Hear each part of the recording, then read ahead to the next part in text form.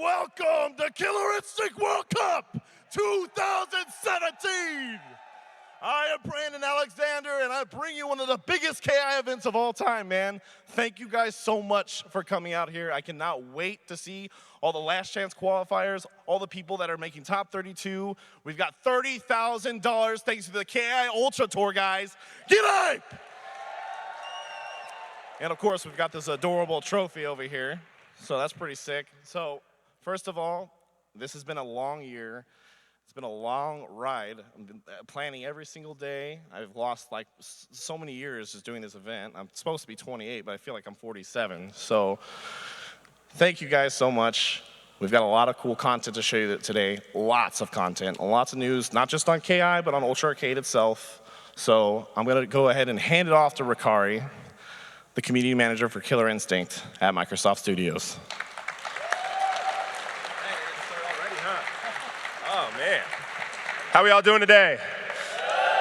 Yeah, that's what I like to hear. See, E3 was different. I didn't get that yell. I love being here in front of the KI faithful.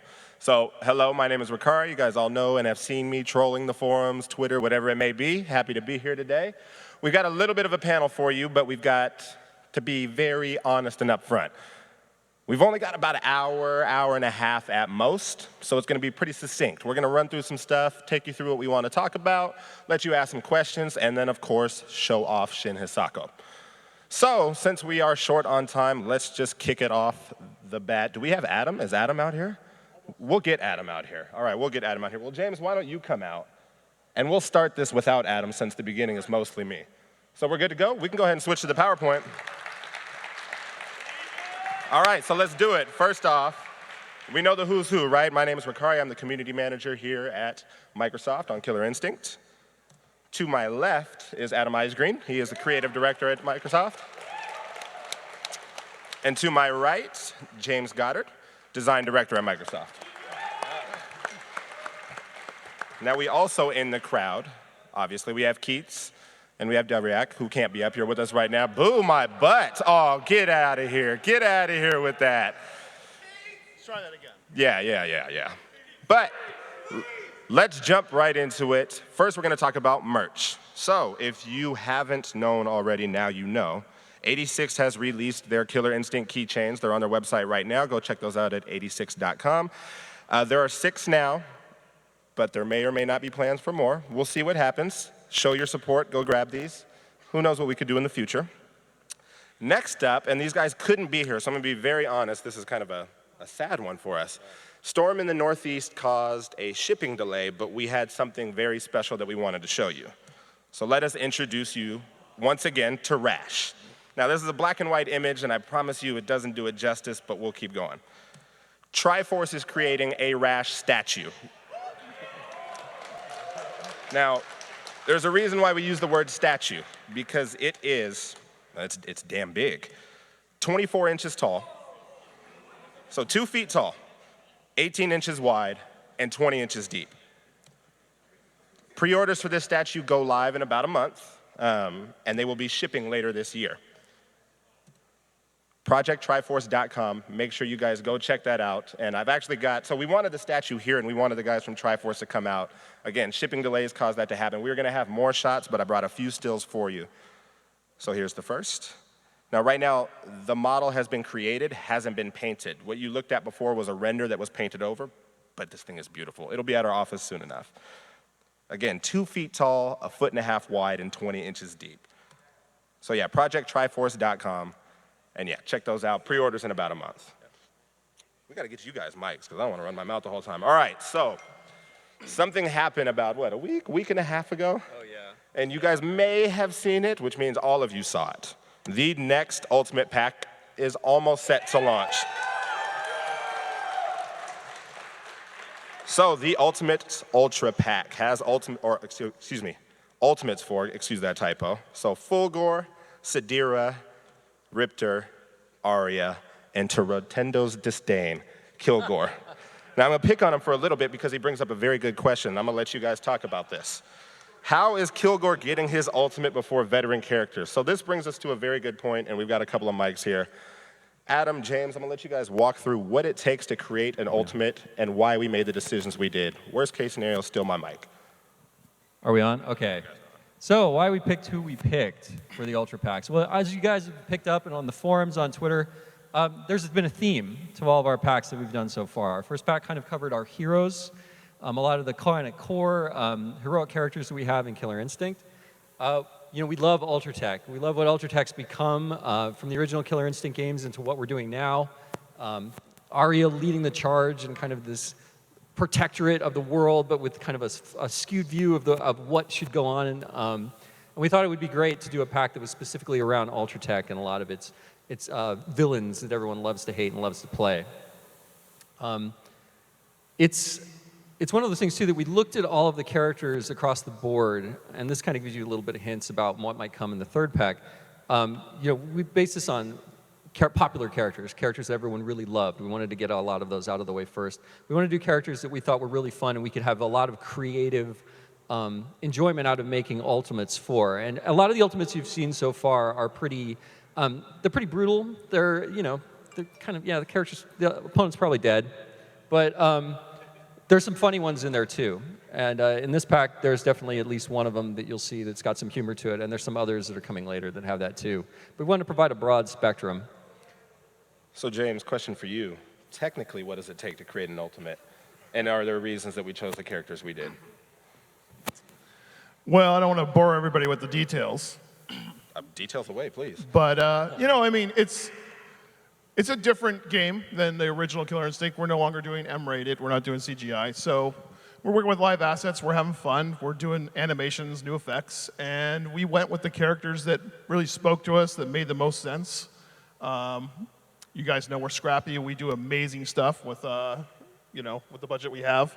And so we picked the characters that we thought would be the most fun. That's really the bottom line. So if you recall, maybe, was it a year ago? It was a Shadow Jago stream, right? And Yeah. you were in Chicago, and you said, I believe it was verbatim, actually, Shadow Jago is the only character with an ultimate. For season 2. Was that a fallacy? No. Was that a fallacy or was that absolute truth? No, that was the absolute truth. And you guys in your poll spoke to us. You told us what you wanted. You demanded it. We had to sacrifice some other things to make that happen, and you guys have ultimates. Yeah, and a big shout out, you guys should all give a round of applause, although he's not here, for Ken Law, because Ken was one of those guys that's like my boss, who's like, nope, they were free in the original game, they're going to be free in this one. So with that said, the Ultimate Ultra Pack will release on May 2nd for free for everyone. Just the same process that you did with the last one. You'll need to go in the store, download the bits, and they will be there. We've actually brought one with us. We sat with a couple of people last night to try and decide what we were going to show. Yeah, there was a lot of debating. We'll let them roll the video, and we'll see which ultimate it is. All right.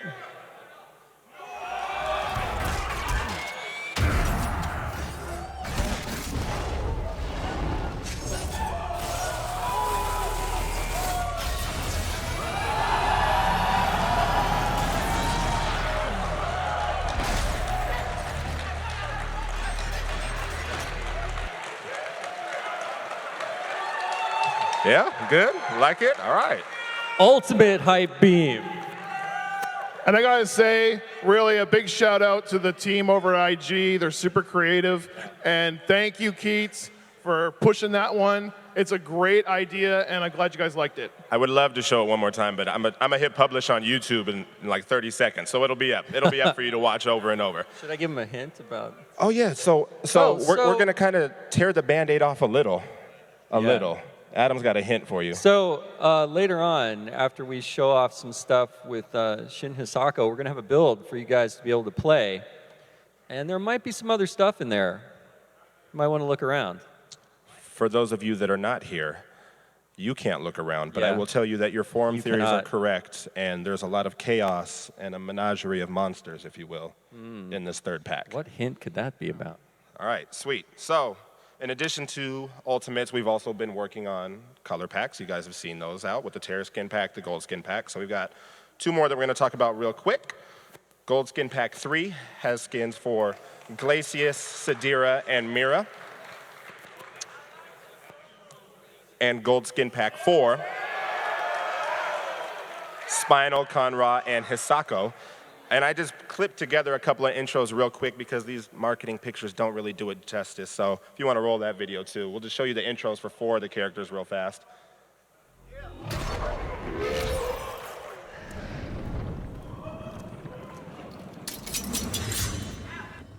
Have you confessed your sins?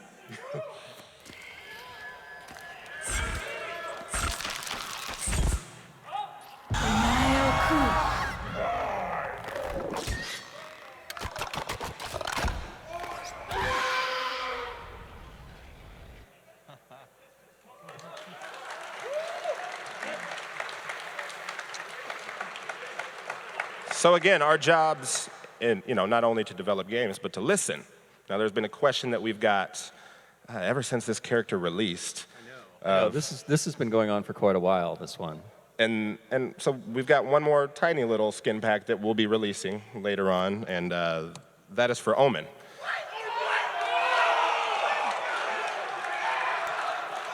So, We're sorry it took so long. but it We're is sorry. coming. So we'll just show you those in better color now. Yep. Gold Pack 3 will be coming out on March 21st. Yep. Gold Pack 4 is on April 11th. And the Omen Color Pack is coming later this summer. That's all about packs for now. We have more. I think we've got... Actually, let's talk about packs real quick. Let's Okay. talk about packs real fast. So we are doing, I think it is 8 gold skin packs, correct? There's 8 total to cover 8 the whole skin cast. packs. We've got the 1 Terra skin pack. Yep. Why gold? James, can you talk to this? Why do we go for gold? Because gold is sweet. No, really, we had a conversation in a meeting one day, and we were talking about what we could do. And James brought up a very good point. Gold represented the gold standard. I hate to use that pun, but the thing that everyone wanted to do for their character. So we're really happy to bring those. And there's one special sneaky surprise in those packs, right? Is one of the characters not gold? There might be one that is better than gold, which is platinum. Oh, yes. All right. Who So could that be? I know. Who knows? Who knows? You guys are going to have to find out. Is that a stay tuned moment? That's for you to say. No, that's you. Stay tuned. Stay tuned. say that. So we'll have more on that. So I'm going to pull up an image. It is not walkthrough time, but we're going to talk more lore. So let's talk about Shin Hisako. Okay. So as you know, we had this character that in season 2, Hisako, who went over pretty well, I would say. She was a blend of trying to bring together Asian mythos with, Killer Instinct's kind of always wants to take a bend of popular culture and how can we blend it into a great character. And I think we knew we had something special with Hisako from the moment we did her original concept art. And ever since then, there's been nothing but love for the character. And when we released her, Keats and the team at IG did an amazing job bringing this character to life. But she's challenging. She's tough to play. And I think there were a lot of people that really wanted a character that was easier to play and a more accessible version of Hisako. And this is something that we've really taken to heart. And you're going to see some of that when we show Shin Hisako later today. But on her backstory, so what's happened is that, Hisako's a vengeful spirit. She's been kind of obsessed with getting back the artifacts that Ultratech stole from her. She goes on that journey. She comes back to go finally back to her grave, and there's her father with his sword that he had when he was a samurai. And he gives it to her, and he says, basically, your work isn't done. And no, but I am glad that's coming back, by the way, Samurai Jack. Awesome. But anyway, so she takes up her father's sword, and in doing so, it pretty much cleanses her. So if you can imagine that we've got Hisako, which is kind of this ball of rage and revenge, Shin Hisako is the kind of filtered version of it. It's almost basically like we ran her through a juicer. And you ended up with the pulp on one side, which is kind of Hisako still, and the juice on one side, which is Shin Hisako, kind of the pure version of the spirit. Now, obviously you guys have seen the trailer and the teasers of her intro and her outro. And she's not exactly like you would think of as a good character. She's not like, there's not butterflies flying around and she's all happy, right? She's still kind of pissed off and wants to just cut you to ribbons. But she's freed from the anger that she had before. And so as the story moves forward, actually Shin Hisako and Hisako are very important characters in the lore.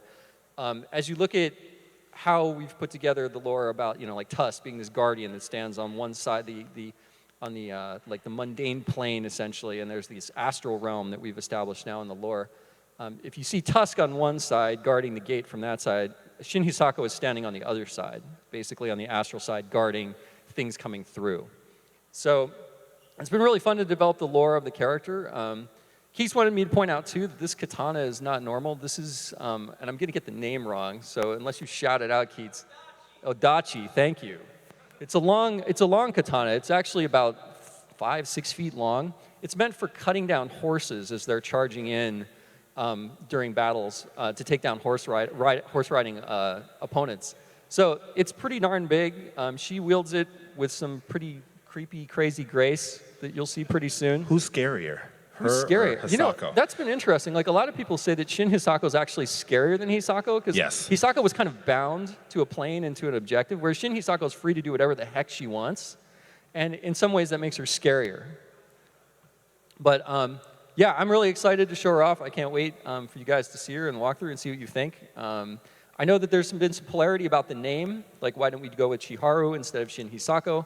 And really, it comes down to we wanted to make sure people still understood that this was Hisako, but there was a version of her that would be kind of more pure and different. We also, you know, in keeping with the theme of paying homage to the things that we do with all of our characters in Killer Instinct, we wanted to make sure that Shin Hisako paid homage to the way that Shin is used in other fighting games. So we wanted to kind of bring that both together with the character, and that's why she's named the way she is. But I think that's about all the lore that we really need to cover today. So James, tech side, what does it take to make a character like Shin Hisako happen and differentiate her from Hisako? Well, when it comes to remix characters, you know, we've been very selective. We worked with the team really hard to figure out what was the best opportunity for us to make a really, still keeping with KI's, every character's original as far as the gameplay and what it brings to the table. And between Kilgore and Shin Hisako, those were the two that made the most sense to us to bring something new. So on the tech side, you know, it involves, we have a set of animations that work. She's got a very different weapon. There's some arm adjustments. There's some straight up reuse animation that just works. And then there's a bunch of new animation, and you know, you're working with a budget, and basically it's all about pumping the creative through the pipeline. So, actually, look at the crowd here. The team really, with this one, found a very different style of gameplay that still feels like the Hisako we love as far as, but the faster version, but then really pushed it to a whole new area. And I think when you see what her special thing is, you'll understand that there was some new tech we brought to the table with this. This is a very accessible and tricky character. So 5 people last night helped us record some Shin Hisako footage, and for the 5 of you that are in the crowd, could you just yell out whether or not she's very different from Hisako, or is she the same? How different? Yeah. So that's Storm179 over in the corner along with KI for Life. They're going to demo her shortly. But before we do that, we've got a couple more things to go over. Anything else you want to say about Shin Hisako? No, that we really love the character. You know, we had a great time bringing her back on all fronts, and it's super fun to see a character that you know portrayed in a different way that makes her similar but yet unique. All right, so Shin Hisako, I know what they want to know. Yes. When is she coming? Before we do that, let's actually rewind just a little bit. 3.7 has not had his patch notes revealed yet. This is true. Izzy's computer broke, so we're working on the video. It's almost done. However, I've got the text version that I'm getting ready to publish, but 3.7 releases Tuesday. Look. Yep. That's March 14th, right? Let me make sure I get the days. I don't know the days. Tuesday, March 14th. Shin Hisako is available March 21st. Yep. Now, she will be in the game, but we've got something special planned. Yeah, so while that date is there, just call that the worst case date. That's the worst case scenario, but we'll talk more about that in a sec. We're gonna talk come about back that to after that. we show her off. But there might be a way that you can get her earlier, all of you. But you're gonna have to work together. Shin Hisako will cost $4.99. James will talk more about the Kilgore Community Fund and what fruits came from that labor tomorrow. But I do want to let you guys know that Kilgore will be back at $4.99 on April 4th, which is also a Tuesday. Yep. So not too far of a wait. We're trying to get him out there in time again for tournament season and whatnot. We're giving a nice little exclusive period to all you guys who supported the Kilgore Fund and raised the money, which we're going to talk about tomorrow. And in the meantime, go out there and mess people up with Kilgore. So back to Shin Hisako. Yes, back to work. Actually, just one person real quick, yell out, what is this logo?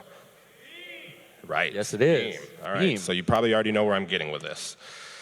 Beam is going to play Killer Instinct. I don't know if you guys have watched me messing around on my computer in the last couple of weeks, but Beam Interactive is a real cool tool because of its low latency, which allows you, in this sense, to develop tools to directly interact with the stream. In this case, play KI. Yes. So our channel, our KI channel, Beam.Pro Whack Killer Instinct, is set up with fight stick commands on them. Because of Beam's latency, starting on March 14th at about 10 a.m. Pacific, that's when this patch should roll out. Between that time and 5 p.m. Pacific, we are going to let you play Killer Instinct and let you play Shadow Lords using Shin Hisako. So however many people there are in this channel, which will probably be hundreds. Yeah, it's going to be pretty fun to see the Hundreds or so. chaos. Should you get through Shadow Lords using Shin Hisako and the rest of your team, we will unlock Shin Hisako early. Yep. So anytime between Tuesday the 14th and Tuesday the 21st, Yep. you have a chance to do Yes. If the group of players are able to play through and beat Shadow Lords with Shin Hisako on their team, we will unlock her when that happens for everyone. that. Is Rick over there? So And now, did I mention that will be on Godlike? Oh, don't do that. Oh, like, Trolling, yeah, sorry. like, no. No. Did you see them try and play last week? Yeah, it was Oh, no. 10 We're not people doing had trouble. godlike. Forget all the skills you think Just you don't have. listen to James. Beam plays KI is a total different thing. Did Rick wander off with that extra mic? Because we are ready. We're going to knock out Q&A right now for those of you that may have questions, and then we are going to dive into the walkthrough. So if we've got this extra mic and you guys want to line up over here, we will gladly take your questions and hit them with stay tuned as much as we can. Oh yeah. Anybody? You should just record Bueller? that. You should just Stay record, tuned. Just stay have a tuned, button. and just have a button. Have a button. Stay tuned. Stay Stay tuned. tuned. Do we have an extra mic floating around for these folks? No? If no one wants to come up, that's easy too. Makes my job a hell of a lot easier. Yeah, they do. Or you can shout it out We and have a mic? I'll repeat it back.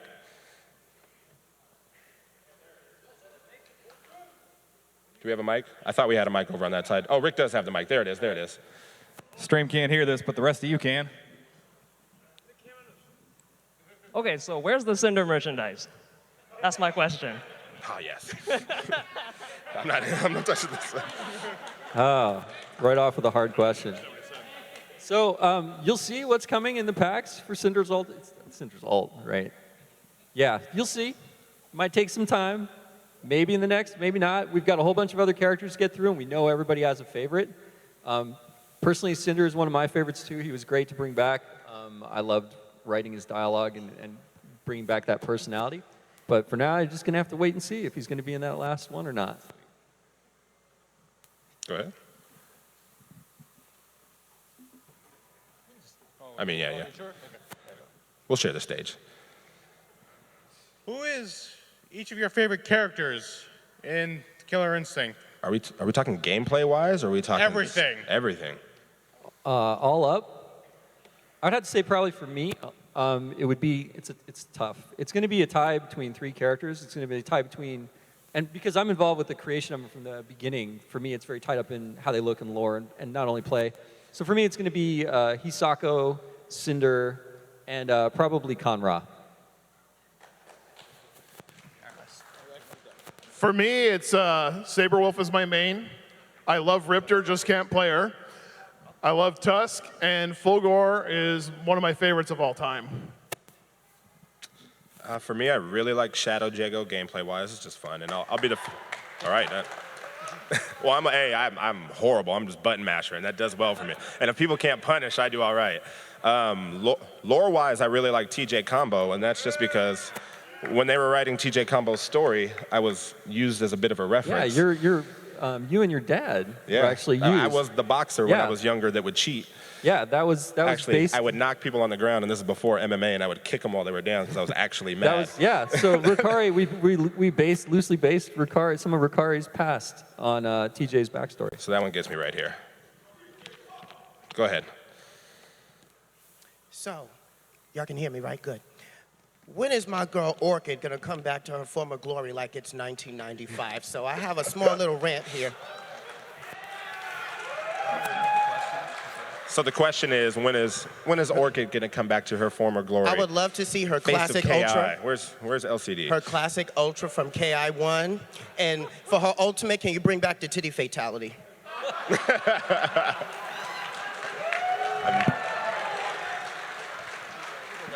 Yeah, he decided to defer that question to you. Do you really want to kick that I'm not question gonna to me? touch Sure, I'll give go it to you, ahead, go James. ahead, Let's go see what ahead. you do with this. Well, that's a tough one. I mean, we've seen some really amazing Orchid play. She's a very tough one to balance, and the team is always, it's a little bit here, and she becomes super OP, a little bit there. We continue to talk about she's not OP enough. Please keep giving us your feedback, and we'll keep looking at future balance stuff. Regarding the fatality, that's not something Fatality. that I can really... Ultimate. Ultimate, yeah. We can't really do that one. Yeah, we're probably Yeah, not going to can't go do back that to one. the original one. It's a T for teen, so... But we'll figure out something. Yeah. Or we already have. You'll see. Yeah. Classic stage. Noted. That's his news. Stay tuned. How you guys doing? It's time to duel. I was the guy going nuts over, probably the only guy going nuts over the Omen color pack, which I'm very excited for. And my question is, since this is a character that I don't see a lot of people play online, can I expect any more surprises for the Herald of Gargos? Any more surprises for what? Gargos. Oh, for Gargos. No, Sorry, the Herald. for Omen. Omen. Sorry. Omen. Sorry, For Omen. the Herald of Gargos. Omen, the Herald of Gargos. Keep up with me, guys. I mean, you can expect whatever you'd like. Now, whether or not it happens, I hate to hit it with this. No, to be honest, it's stay tuned. I mean, these guys are very passionate about KI, and I know the crew over at Iron Galaxy loves working on the game. They really cherish the game as a franchise. So it's something where if we can continue, we will. And we will find a way to make it happen. Ultimates is proof of that. These colors are proof of that. These were something that weren't on the docket. The fact he's got a starring role in Shadow Lords is proof of that.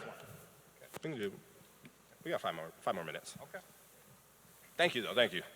I swear that wasn't a slight. That's just my trollish nature. Hi, how are you? Adam, we had a chance to speak yesterday about skins and everything, and I know everybody's happy about the new skins releasing. My question is, when it comes to references in skins, my girl Riptor, I still need my Godzilla skin Riptor with the blue effects. I know everybody else would love that too. What's the process of making references with skins and accessories? How's that done? Is it hard? Oh, okay. So the question is basically when we're making skins for characters and costumes, how do we go about the process? What do we do? Yeah. Okay. So we basically take kind of a spread of what would be cool, what would be fun, what may be silly.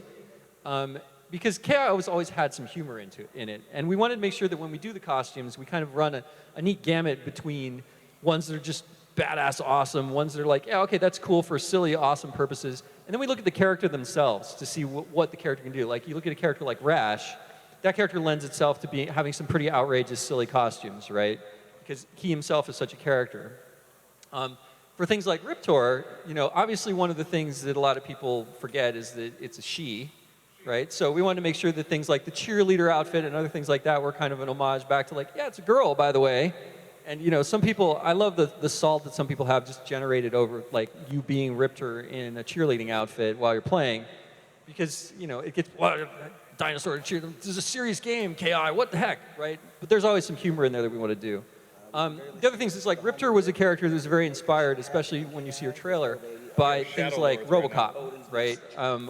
When I made the trailer, it was very much an homage to kind of the RoboCop style of trailers. And so we obviously when we thought of that, we thought well, what are the cool genres we can do to make her an outfit, like her cyber outfit, right? Which is kind of a cross between Transformers and RoboCop in some ways. So we always look for different aspects of the characters that we think would be really fun.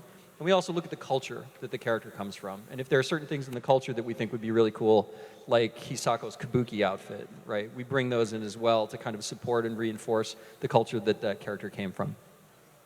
Thank you much. All right, we got time for a couple more. We got about 2.5 minutes left. Let's get through them. Okay, hi. When it comes to the decisioning behind the retro outfits for the new characters in this game, I wonder, would they have been characters that would have been around had they been around from the past games, like Sadira, Aganos? I was curious about that. Repeat the last bit of it one more time for us.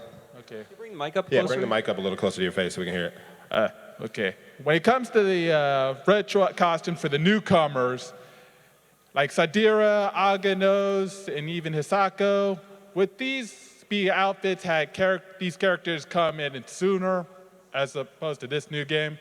I was curious about that. How do you go about the creation process of outfits and whatnot for newer characters? Oh, are you talking about outfits for the newer characters? Like, what do we do? Yeah.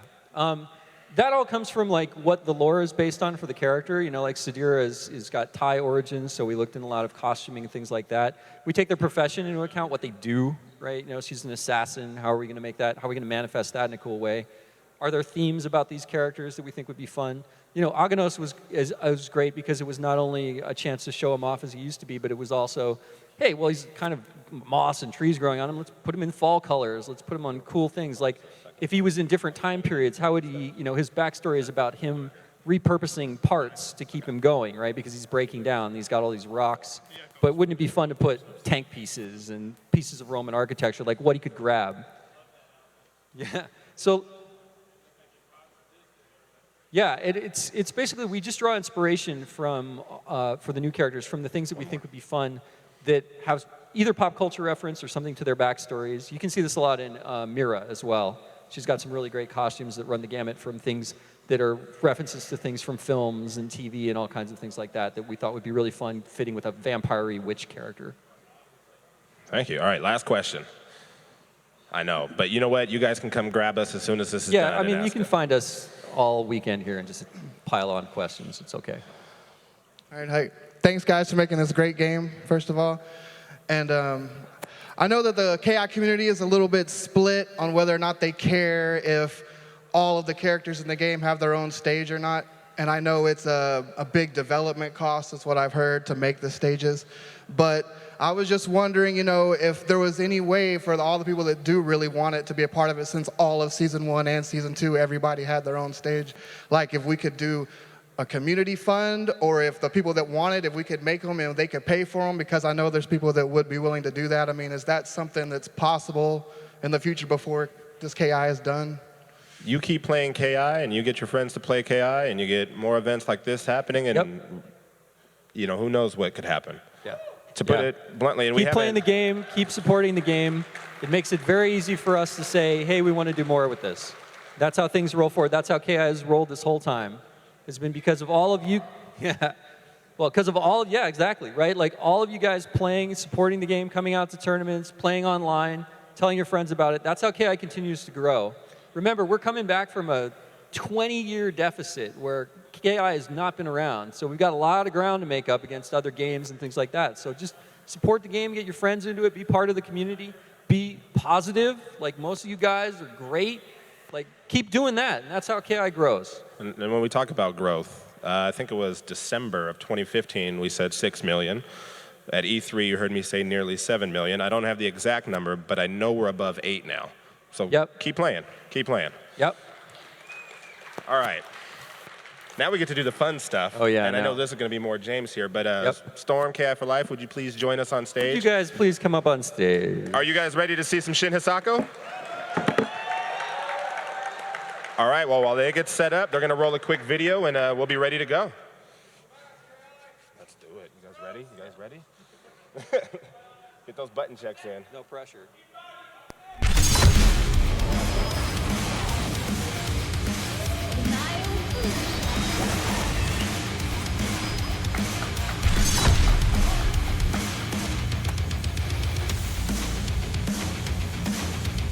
Hold still.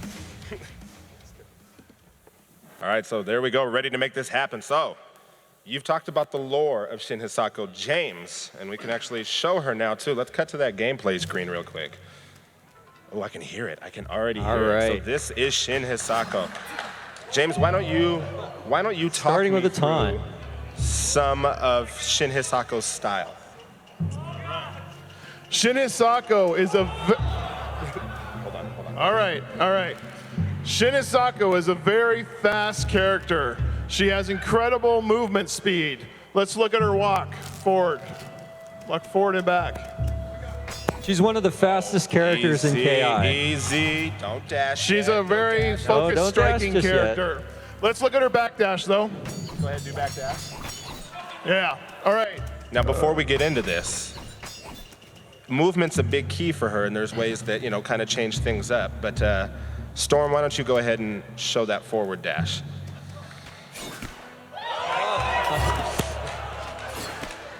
I wonder what you can do in the air out of that. Forward teleport dash. Though you got on our case big time that her idle stance does look very familiar, Shin Hisako's movement is indeed quite different from Hisako's. What could you do out of that dash? Well, first let's go through. You want to go through the normal?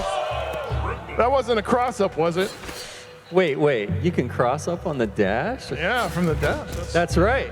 That's pretty good. Depending on how the opponent is moving, when you dash, you can cross up. So now you guys are reset. Let's just go through the normals. Why don't you each just back up, do a quick back dash, and then let's go through light punch. She has some excellent and fast normals. Adam, what is the name of the weapon that she wears on her finger? What is it called that has the poison that she slashes you with? I can't remember it either. I can't remember it. Noble changed the name. All right. And go ahead and show that medium punch. So medium punch Nice covers slap. damage. And while we're not going to go through the frame data of this, you will have a chance to look at her after this is all done. Yep. Promise you. All right, and go ahead and show that heavy. Heavy covers more distance. Now, Yeah, her heavy's fast and it has really nice range. so in that heavy, let's talk about her Rekkas, right? Unreal Zon, quarter circle forward and punch. Why don't you do that one time for me, please? Doesn't matter who. Now with her Rekkas, she's able to tap punch up to 2 more times. And James, I'll let you talk through what these Rekkas do. Yeah, I mean, these are really straightforward records. The first one's pretty safe. Second one's not so safe. Third one, Really I don't unsafe. know. Yeah, not safe. Go ahead and show that, guys.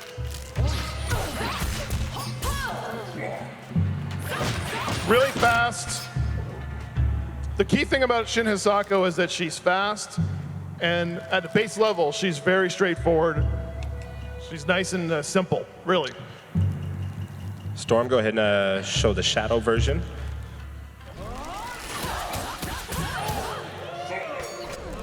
So that shadow version attacks 5 times. And it is also a shadow linker. Shadow linker. And then go ahead and get into a combo using this and then do the ender.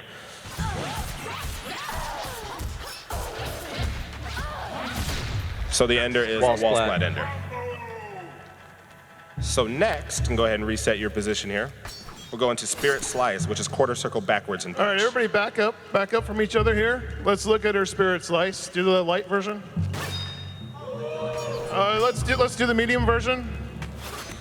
And no, punch, wrong punch, one. punch, Spirit punch. Slice. There you go. All right. So, very samurai style. Big hitbox left behind her. I wonder what that can do. Yeah, keep in mind that hitbox behind her is How do you still block active. That was the heavy version, yes? She's got go a ahead. cross through, folks. She's got a cross through. And that does launch for juggles. Why don't you go ahead and show the light through? Go ahead and do the same move, but light version through the Yeah, body. cross up. Now medium. And then heavy. Don't you try to recap. We're not there yet. We're not Don't there get clever yet. just yet.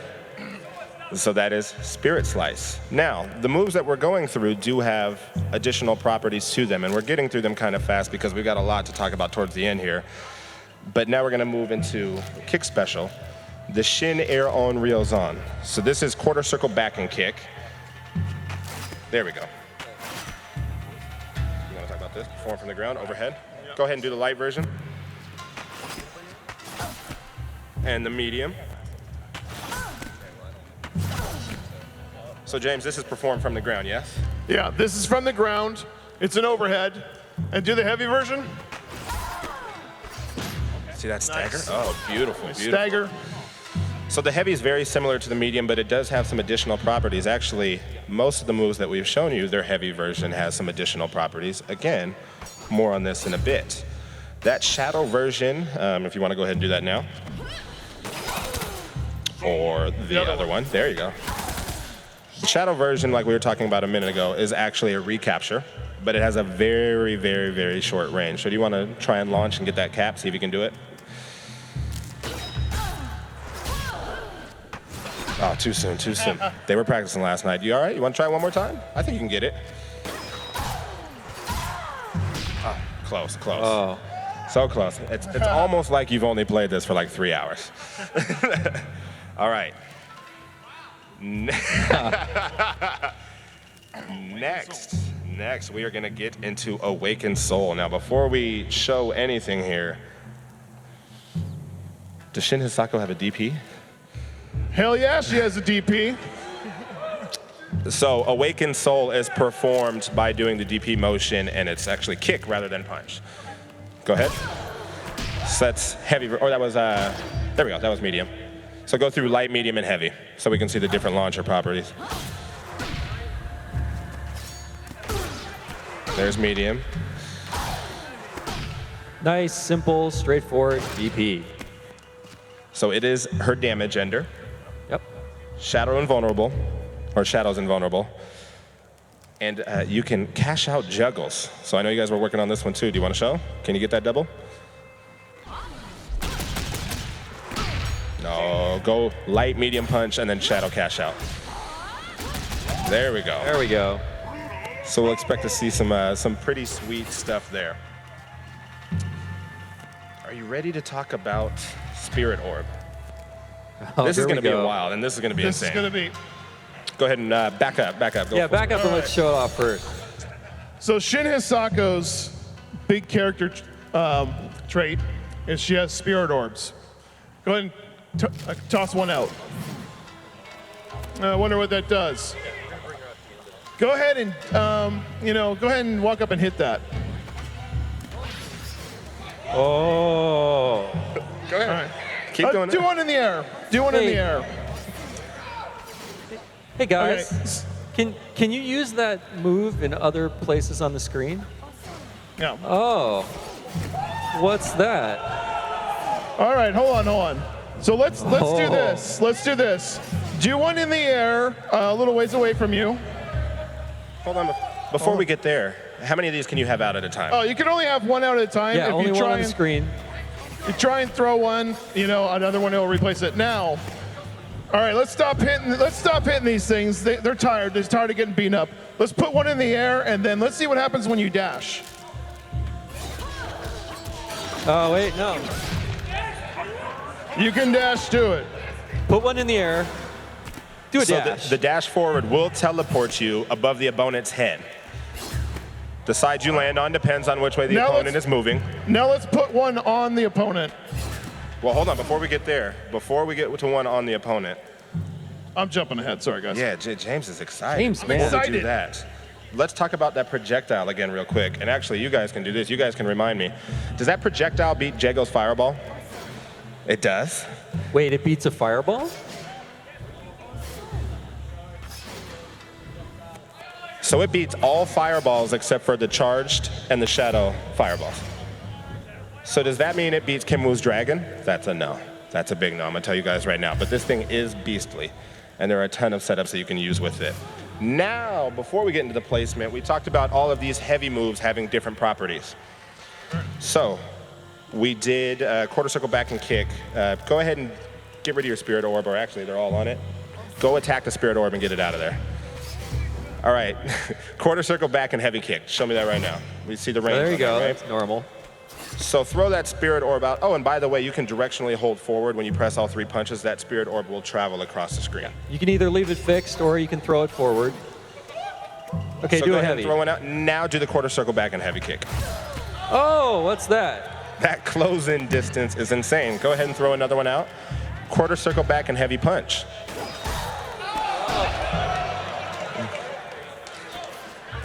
The So again- spirit orb modifies the heavy versions of her attacks. James, you want to do the grab? All of her heavy The grab? specials track the spirit orb. Okay. Now you can actually place a spirit orb as a curse on your opponent. Go ahead and do a grab. All right, back up. Now, what happens when you dash? Yeah, where's that going? Yeah. Fulgor's teleport is hilariously teleported when he has that orb above him. You know exactly where he's going. So, Hold on a with second. this grab, you'll put the spirit orb above the head, and it actually helps to close out a bunch. Let's walk through a couple simple setups with this. Let's just focus on just one spirit orb cursed on the person. And go ahead and Just show us what you've learned. do your dash. Okay, it takes you to the spirit orb. So let's do a couple other setups. Show us a couple of tricky examples now that we've seen this that you guys cooked up last night. So any move that uses her katana that cuts through the orb will actually spawn the projectile. Like that. So you can imagine there are some very tricky setups in 50-50s you can create from this. Yeah. When that's tighter, yeah. Like that.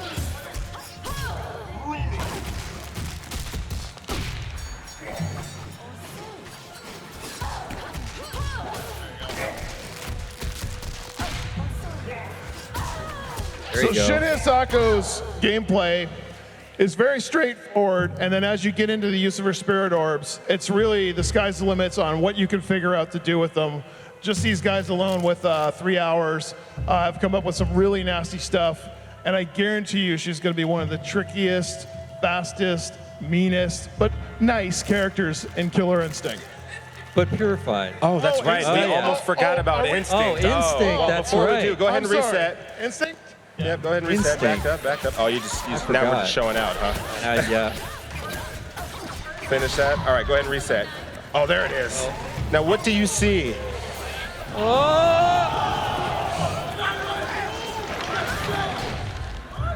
That line, "I will devour you," has very severe implications. So Devour tracks the opponent, and if they stand still too long over the hands, they get grabbed and temporarily pulled into the underworld. Now, you can jump out of Devour. You can neutral jump in, so long as a character's not in block stun, correct? Can you reset Devour? Caught. Why don't you show that? Put just one Devour out, and then show the reset of Devour. So if you are, go ahead and go pop Instinct, and then move across the screen and reset Devour all the way at the backside of the screen. So if your opponent gets far away, you can go reset by hitting both heavies again and get Devour back out there, so long as you have Instinct. Devour, once it connects, will automatically drain the rest of your Instinct. That's just that done in with mind. heavy punch and heavy kick, right? Yep. that is During correct. Instinct. So the reason why we had these guys, come last night is we understood that it's more fun to just watch people play. Now, when we talk about playing, we want you all to have a chance to play. So we've got 2 consoles with us that both have the 3-7 changes and Shin Hisako on them. I have no idea where in this room we're going to set them up, but we will have them set up. But for now, why don't you guys go ahead and launch a couple of matches, and let's have some fun, yeah? Show real-world application. So again, well, maybe if they can pull it together in these matches, you'll see it. Because I want to hear that theme. You got to hear that theme. Yeah, I got to hear her theme. Yes, Village of Whispers. We could totally do that. Oh, do we have a costume set that we could show? Well, one of you pick that first costume set. Go ahead. Hit fight. Hit fight. Or go to multiplayer.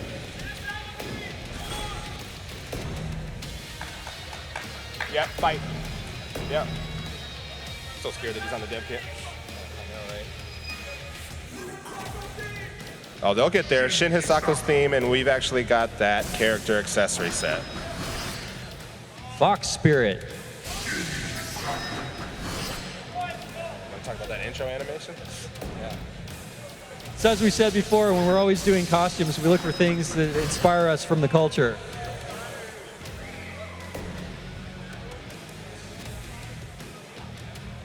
Go ahead and hit A, Storm. We're waiting on you. There we go.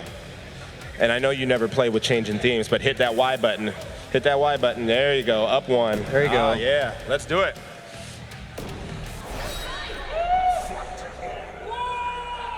Don't you And you dare can skip those see intros. Player one has her accessory set.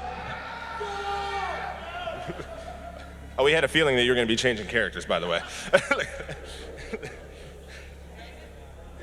All right, my money's on Kai for life. No offense. I think We'll see Shin how this Hisako's going to goes. take this. Prove me wrong. What?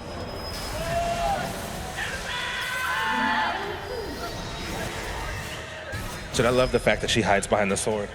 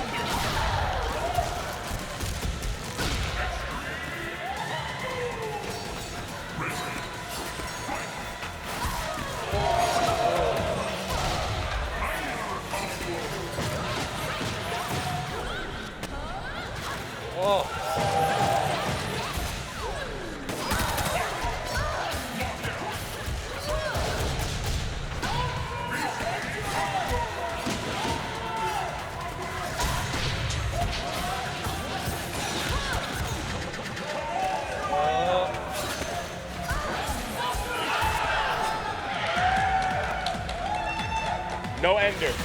No ender. Not yet.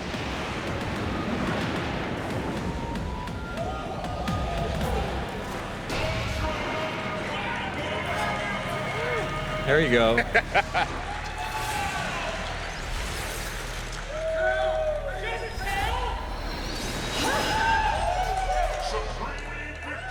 You guys can go ahead and run it back. We got 25 minutes.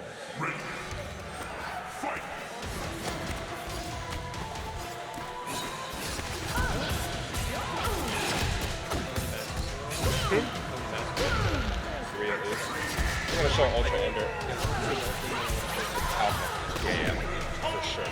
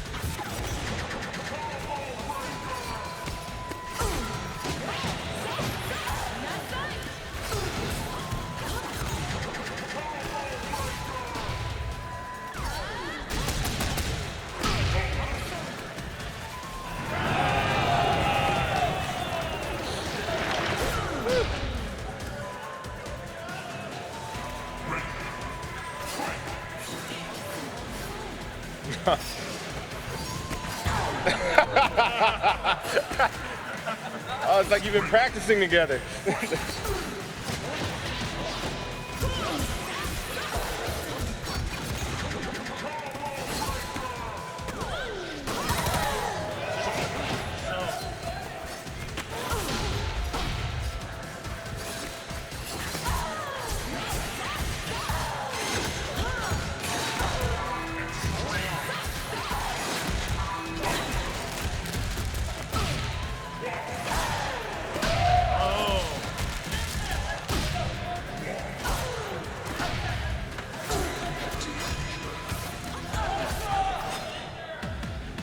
Do it.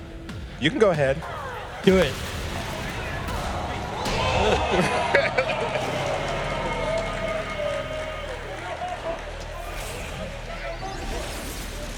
One more? Shin Hisako versus Hisako? Yeah.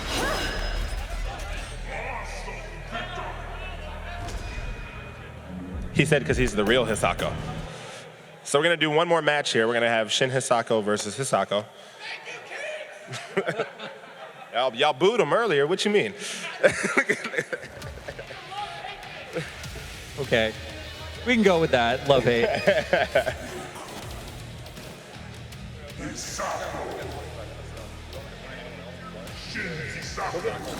Go get Finch. Go get Finch because he'll play Aganos. And then Alpha. Yeah, we're gonna get Alpha. So he's gonna go get Finch so Finch can play Aganos. Awesome. We still have 20 minutes. So we're going to show the Aganos. Yeah, we'll show the Aganos. No, not the alternate, the fight. Just the fight. Okay. Because he's not in that. He's in the Monsters pack. So unless we just want to say, hey, Aganos is getting one. I wouldn't mind. It's like, Who's gonna win? Who do you guys got winning? All right. Hey, ooh. 50 on Storm with the brand new character. All right.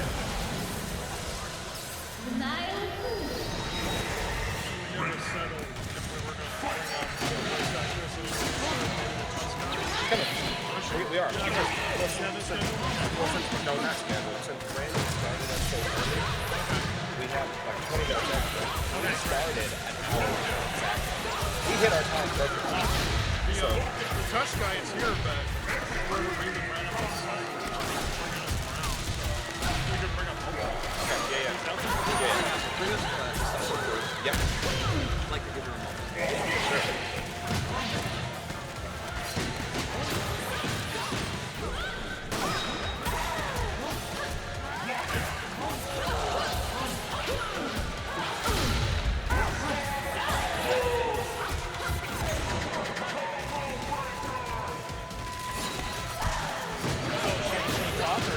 We're just gonna say hello, talk to him real quick, maybe give him a say a couple of lines. Give him 5 minutes.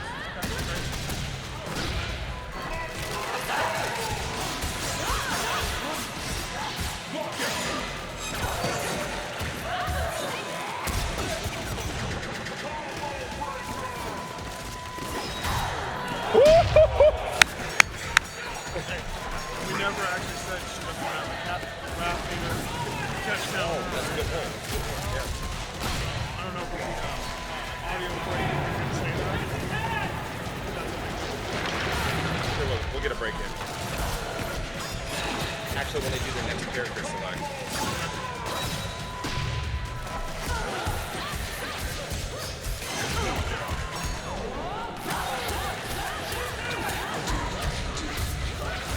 You didn't want a damage ender, you wanted that ultra. You should have cashed out.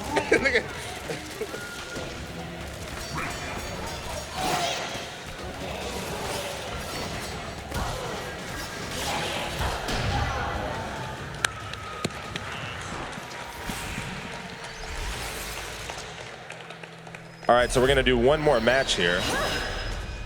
And we're actually gonna bring Finch up to show off his Aganos. These guys had some pretty fun battles last night. I think Shin Hisako and Aganos kind of shows off. I would say she has some trouble. She has some trouble because Aganos can flick those projectiles out of the air. He doesn't have it. It's not in this. It's not in this one. James, real quick, while they're setting up their characters, what should we know after we watch that Shin Hisako versus Hisako match about key differences? One of the big differences you may have noticed is that Shin Hisako does not have a ref meter, a catch counter, so she's really just focused on striking and all of her Spirit Orb stuff. Finch sits so proper. Look at that, straight up. You have good posture, man.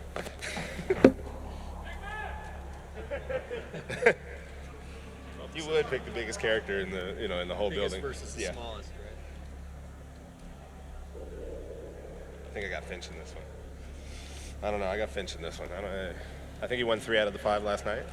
All right. Is that about right? Oh yeah. Storm, don't hate me for that.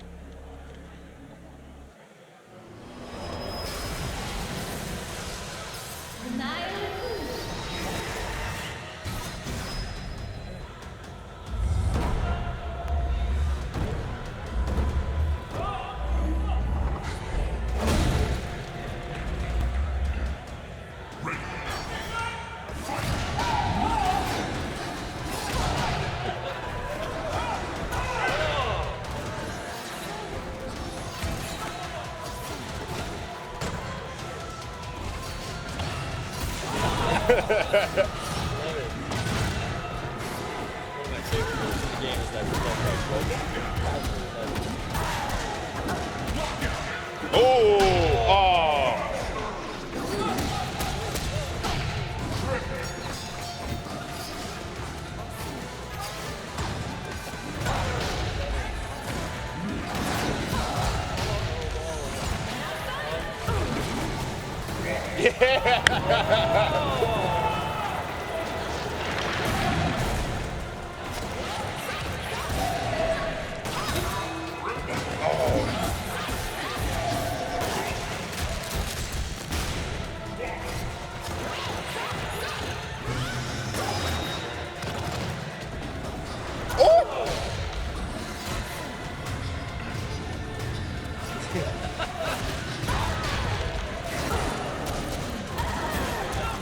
He's chunking up, he's chunking up.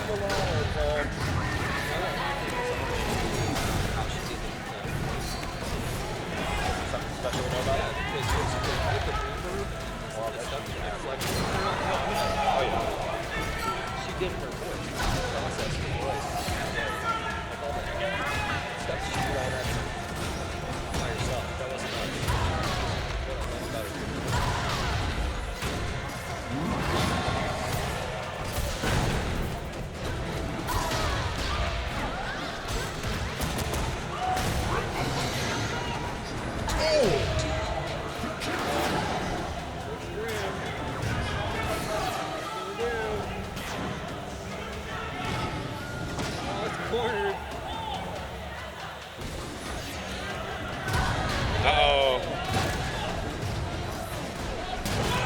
Oh! Oh! Uh-oh, get it! Get it! Yeah!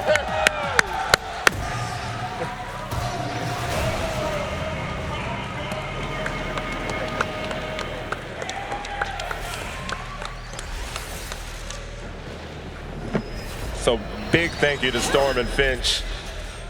Good game, guys. And KI for life. Thank you guys for being able to show off Shin Hisako. Now, we do have one more little special bit that we'd like to talk about with Brandon over there, and you can bring her over, is Alpha Takahashi, who you may know is the voice of both Hisako and Shin Hisako. Go ahead, Adam. So one of the wonderful things that I loved about your voice performance for Hisako and Shin Hisako is all the inflection that you did with her voice and kind of the guttural nature of it. That all came from you. Like we didn't process her voice at all after the recording session.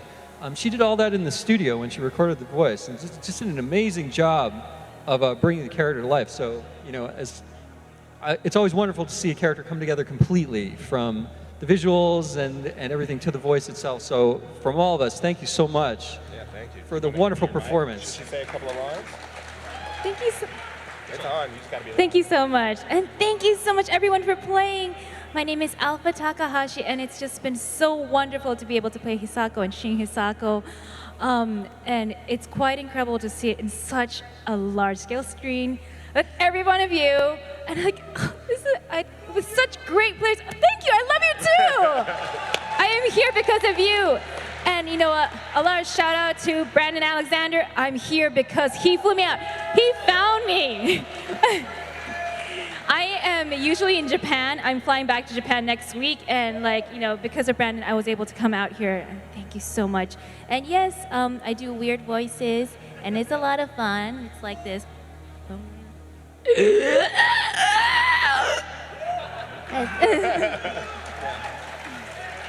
So I have a question. What was your favorite part about voicing both Hisako and Shin Hisako? What was your favorite part about voicing the characters? The favorite part about voicing Hisako was that I think it was the visuals. I've been doing voiceovers for a lot of time, and I usually work with a lot of TV stations doing children's voices. And it's such, like, the dynamics were so different. And being able to see, I did not see those arms come out when I was voicing it. It was like, oh my gosh. But I was able to see, the character before voicing it, and I was like, this is incredible. And she has so much. There was a clear story behind her character, which helped me so much to bring out like what they needed for the voice. And I love Hisako. That's totally me. Anything else you guys want to ask? Well, thank you so much for joining us. We really do appreciate it. Give it up one more time for Alpha. Thank you and her so incredible much. work. Keep on playing. Hisako is a wonderful character, as is Shin Hisako. She's become very important to us, very cherished. You can be sure these KI roles in the future, she's certainly going to be a part of it. So with that, do we have anything else that we want to say about Shin Hisako? Are we good? We good to call it? We good to kick off this World Cup? Let's do it.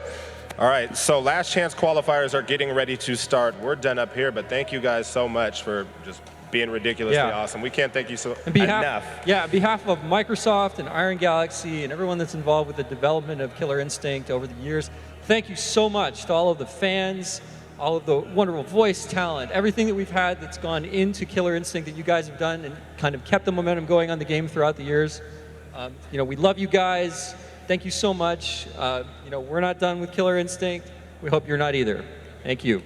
All right, we'll do it there. All right, we're good. Sweet. Don't set it down. It's going to go boom, boom. That would be nice, right?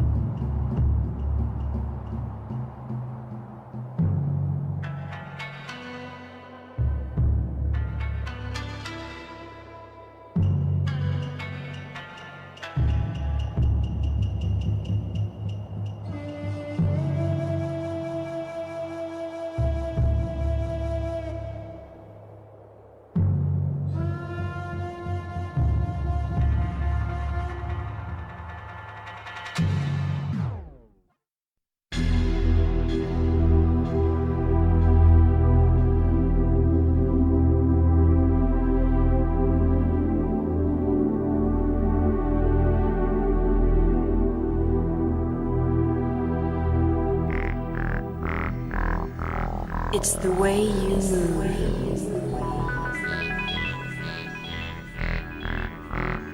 to the killer groove.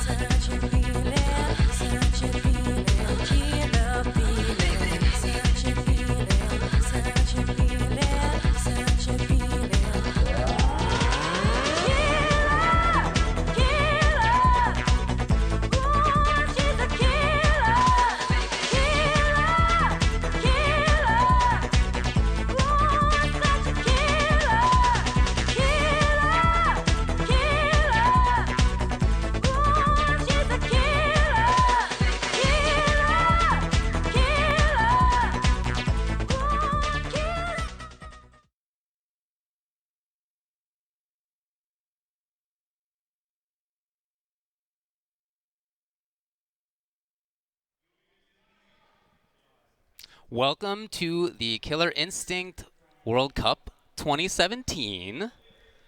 My name is Ultra David. I'm Keats. We're here at the Tobin Center. We are. I mean, you just got to look at it right there. This venue is definitely one of the best that I have ever seen for a fighting game event. The best, I would say. It's real hard to argue with that. I mean, it's ridiculous in here. It's beautiful inside. It's beautiful outside. It's spacious. There are all those setups. I could easily murder the next half hour telling you about the features of this venue. I'm not going to do that, but let me just tell you, there's chairs that fold out of the floor with the touch of a button. I didn't even know that, and I already liked it. It's ridiculous. It's so cool. Oh, well. It's so cool. Yeah, I'm really excited to be here, not only because of that, but also because this is a pretty big event. This is a big event. We've got a lot of players here. Like, a lot of Last Chance Qualifier people showed up. Obviously, this has been going on for actually like a year and 3 months. This has been kind of a long tournament season for us just because of the way the dates lined up. But we're going to have 32 of the best players in the world competing tomorrow for $30,000. 28 of those people have already qualified. And they did that by playing throughout the year at a variety of events, earning points, qualifying automatically for winning some of those events. And we have a really nice international list as well, too. And last year we had international qualifiers as well, but not as many of them could make it due to various circumstances. This year it's super stacked for internationals as well. But even though it's 32 players tomorrow, only 28 of those have been selected. And today, the heartbreak begins. Yeah, for sure. This is going to be the Last Chance Qualifiers running basically the rest of today. Yeah, so basically there's like 200 people here who they want one of those last 4 spots. And they're going to have to play in 2 out of 3 single elim tournaments, 4 of them back-to-back. If you win the first one, you're in to the top 32 tomorrow, and you get to relax the rest of the day. If you don't, you play in the next one and hope for the best. It's like a quadruple elimination tournament. Yeah. And towards the end of tonight, we're going to see some tears, I think. Some breakdowns. Well, I know it was tough times last year that this happened towards the end. Yeah. So it looks, first up, we got a match right away, right? It looks like Charbok's up. That's right. And I don't know who his opponent is offhand. Looks like 1XN3AR. Oh, it's near. X1. Okay. This is going to be good. Yeah, this is going to be really good. That's a really unfortunate first-round pick. I have not met Nier in person, but Nier is a ridiculous online rash. He's so good. We should say the seeding is random. Yeah, for the Last Chance Qualifiers, doesn't matter if you had any points coming in, it's random. Totally random. So we can get very strong first-round matchups. And we'll get to this later, but there were a group of people who came here for Last Chance Qualifiers who are in the top 28 already because a couple of the other qualifiers could not make it. So they had enough points to get bumped in. They've already automatically advanced into that. So you have Nier. He's one of the best rashes online. He's ridiculous. Super scary player. And he's playing against Charbok. And Charbok is one of our best Hisako players. Yeah. It's like the names are backwards there. Yeah, okay. Charbok's style is very malleable. Okay. He can do it all with this character. He's one of the players who doesn't necessarily need to stick to his own stuff. He'll look at the other top Hisako players. Okay. And they all mix and match each Get an other's stuff. amalgamation They're all going. working together lately, and it's really beautiful to see. Nice. The Rash players, on the other hand, I don't know if they share stuff, because every time I see one of the different top Rash players, it's completely different. Yeah, definitely. When I've played against Rashes online, it seems like a lot of people have very different ideas. And watching them, it seems the same way. Absolutely. Had a little chance to get things going there, but not too much out of it. Good punish, though. It's good to recognize that Hisako, after those Rekkas, is punishable if she doesn't have enough meter to cancel into a counter. It's completely free. You can go straight in. Lots of feigning for the movement there. Got to be careful coming in. If you come in on Hisako too predictably, she has a 1-frame catch counter. She'll just snatch you out of the air and then combo you. The tongue does count as a projectile. Right. So she can't counter that. Okay, right in there. Oh, wow. Oh, he saw it too late. Yeah, he locked out Tried to right get the before the counter. counter breaker. Right. Here we go. We got some fun stuff. Free capture. No. Wow, Looks sick. like he wanted to reset there. Yeah, I think that's what the intention was. Didn't work out. Grab, reset. So what you're going to find with Hisako's this weekend is that she's become the reset queen of this game. And people weren't really playing her that way last season, but nothing's really changed there. You're just going to see a ton of it this weekend because people have found some really, really hard to escape resets. Okay, sick. Pressure right now. Yeah, escapes. That was really smart. Could see it, escapes. Destroyed the bike with that. Yeah, that was really good. Too. And that should be Ultra. Or the reset again. Into Ultra? Yeah, there we go. Okay. Because you can't break that throw, and if she has full Wrath or she's an instinct, you get a combo off of it. So. Yeah. These are 2 out of 3, though. Yeah, that's Everything it, right? tomorrow will be 3 out of 5. Okay. Today, everything's 2 out of 3. and single elim. Single elim, but there's 4 of them. Right. Okay. So, So it's not going to be totally crushing if you lose the first one. the or first the second one. you do have to wait a while until Yeah, the next one that's comes. true. The third one will be stressful. Yeah, that's the gonna be last tough. one is going to be heartbreaking Mhm. for a lot of these players. And we'll go through a list of some of the top names in the LCQs in a little bit, and there are some absolute monsters in these brackets. You're seeing 2 of them right now. Yeah. Charbak and Nier are 2 of my picks to get out. Well, only one of them's going to do it right now. Yeah, because it's random seeding. Yeah, that's right. Well, look, if you're going to make it into that final top 32 tomorrow, you got to be ready to just win. Yep. And if you guys did not join us last year, you probably missed out on our last chance qualifiers, which were very similar to this, and we had water horses who came out of last chance qualifiers and ended up making top 8 in the top 32 and got a nice chunk of money last year. He's actually in the top 28 for tomorrow already. He was just shy on points, but somebody no-showed and he got bumped in. Nice. So he does not have to go through yeah. the drama I'm again sure that's today. a load off. Oh boy. Good costume change. I think this is going to help him a lot. Yeah, a No, little, we little don't wanna fancified there. We don't want to change the time limit, guys. Oh, I thought we were going with Elvis. There's a lot of good All right, choices fine. there. All right, we're going back. We're going back. Got the yellow. He didn't go straight to rematch. He probably wanted a little time to think about what went wrong. Yeah. He did lose by quite a bit.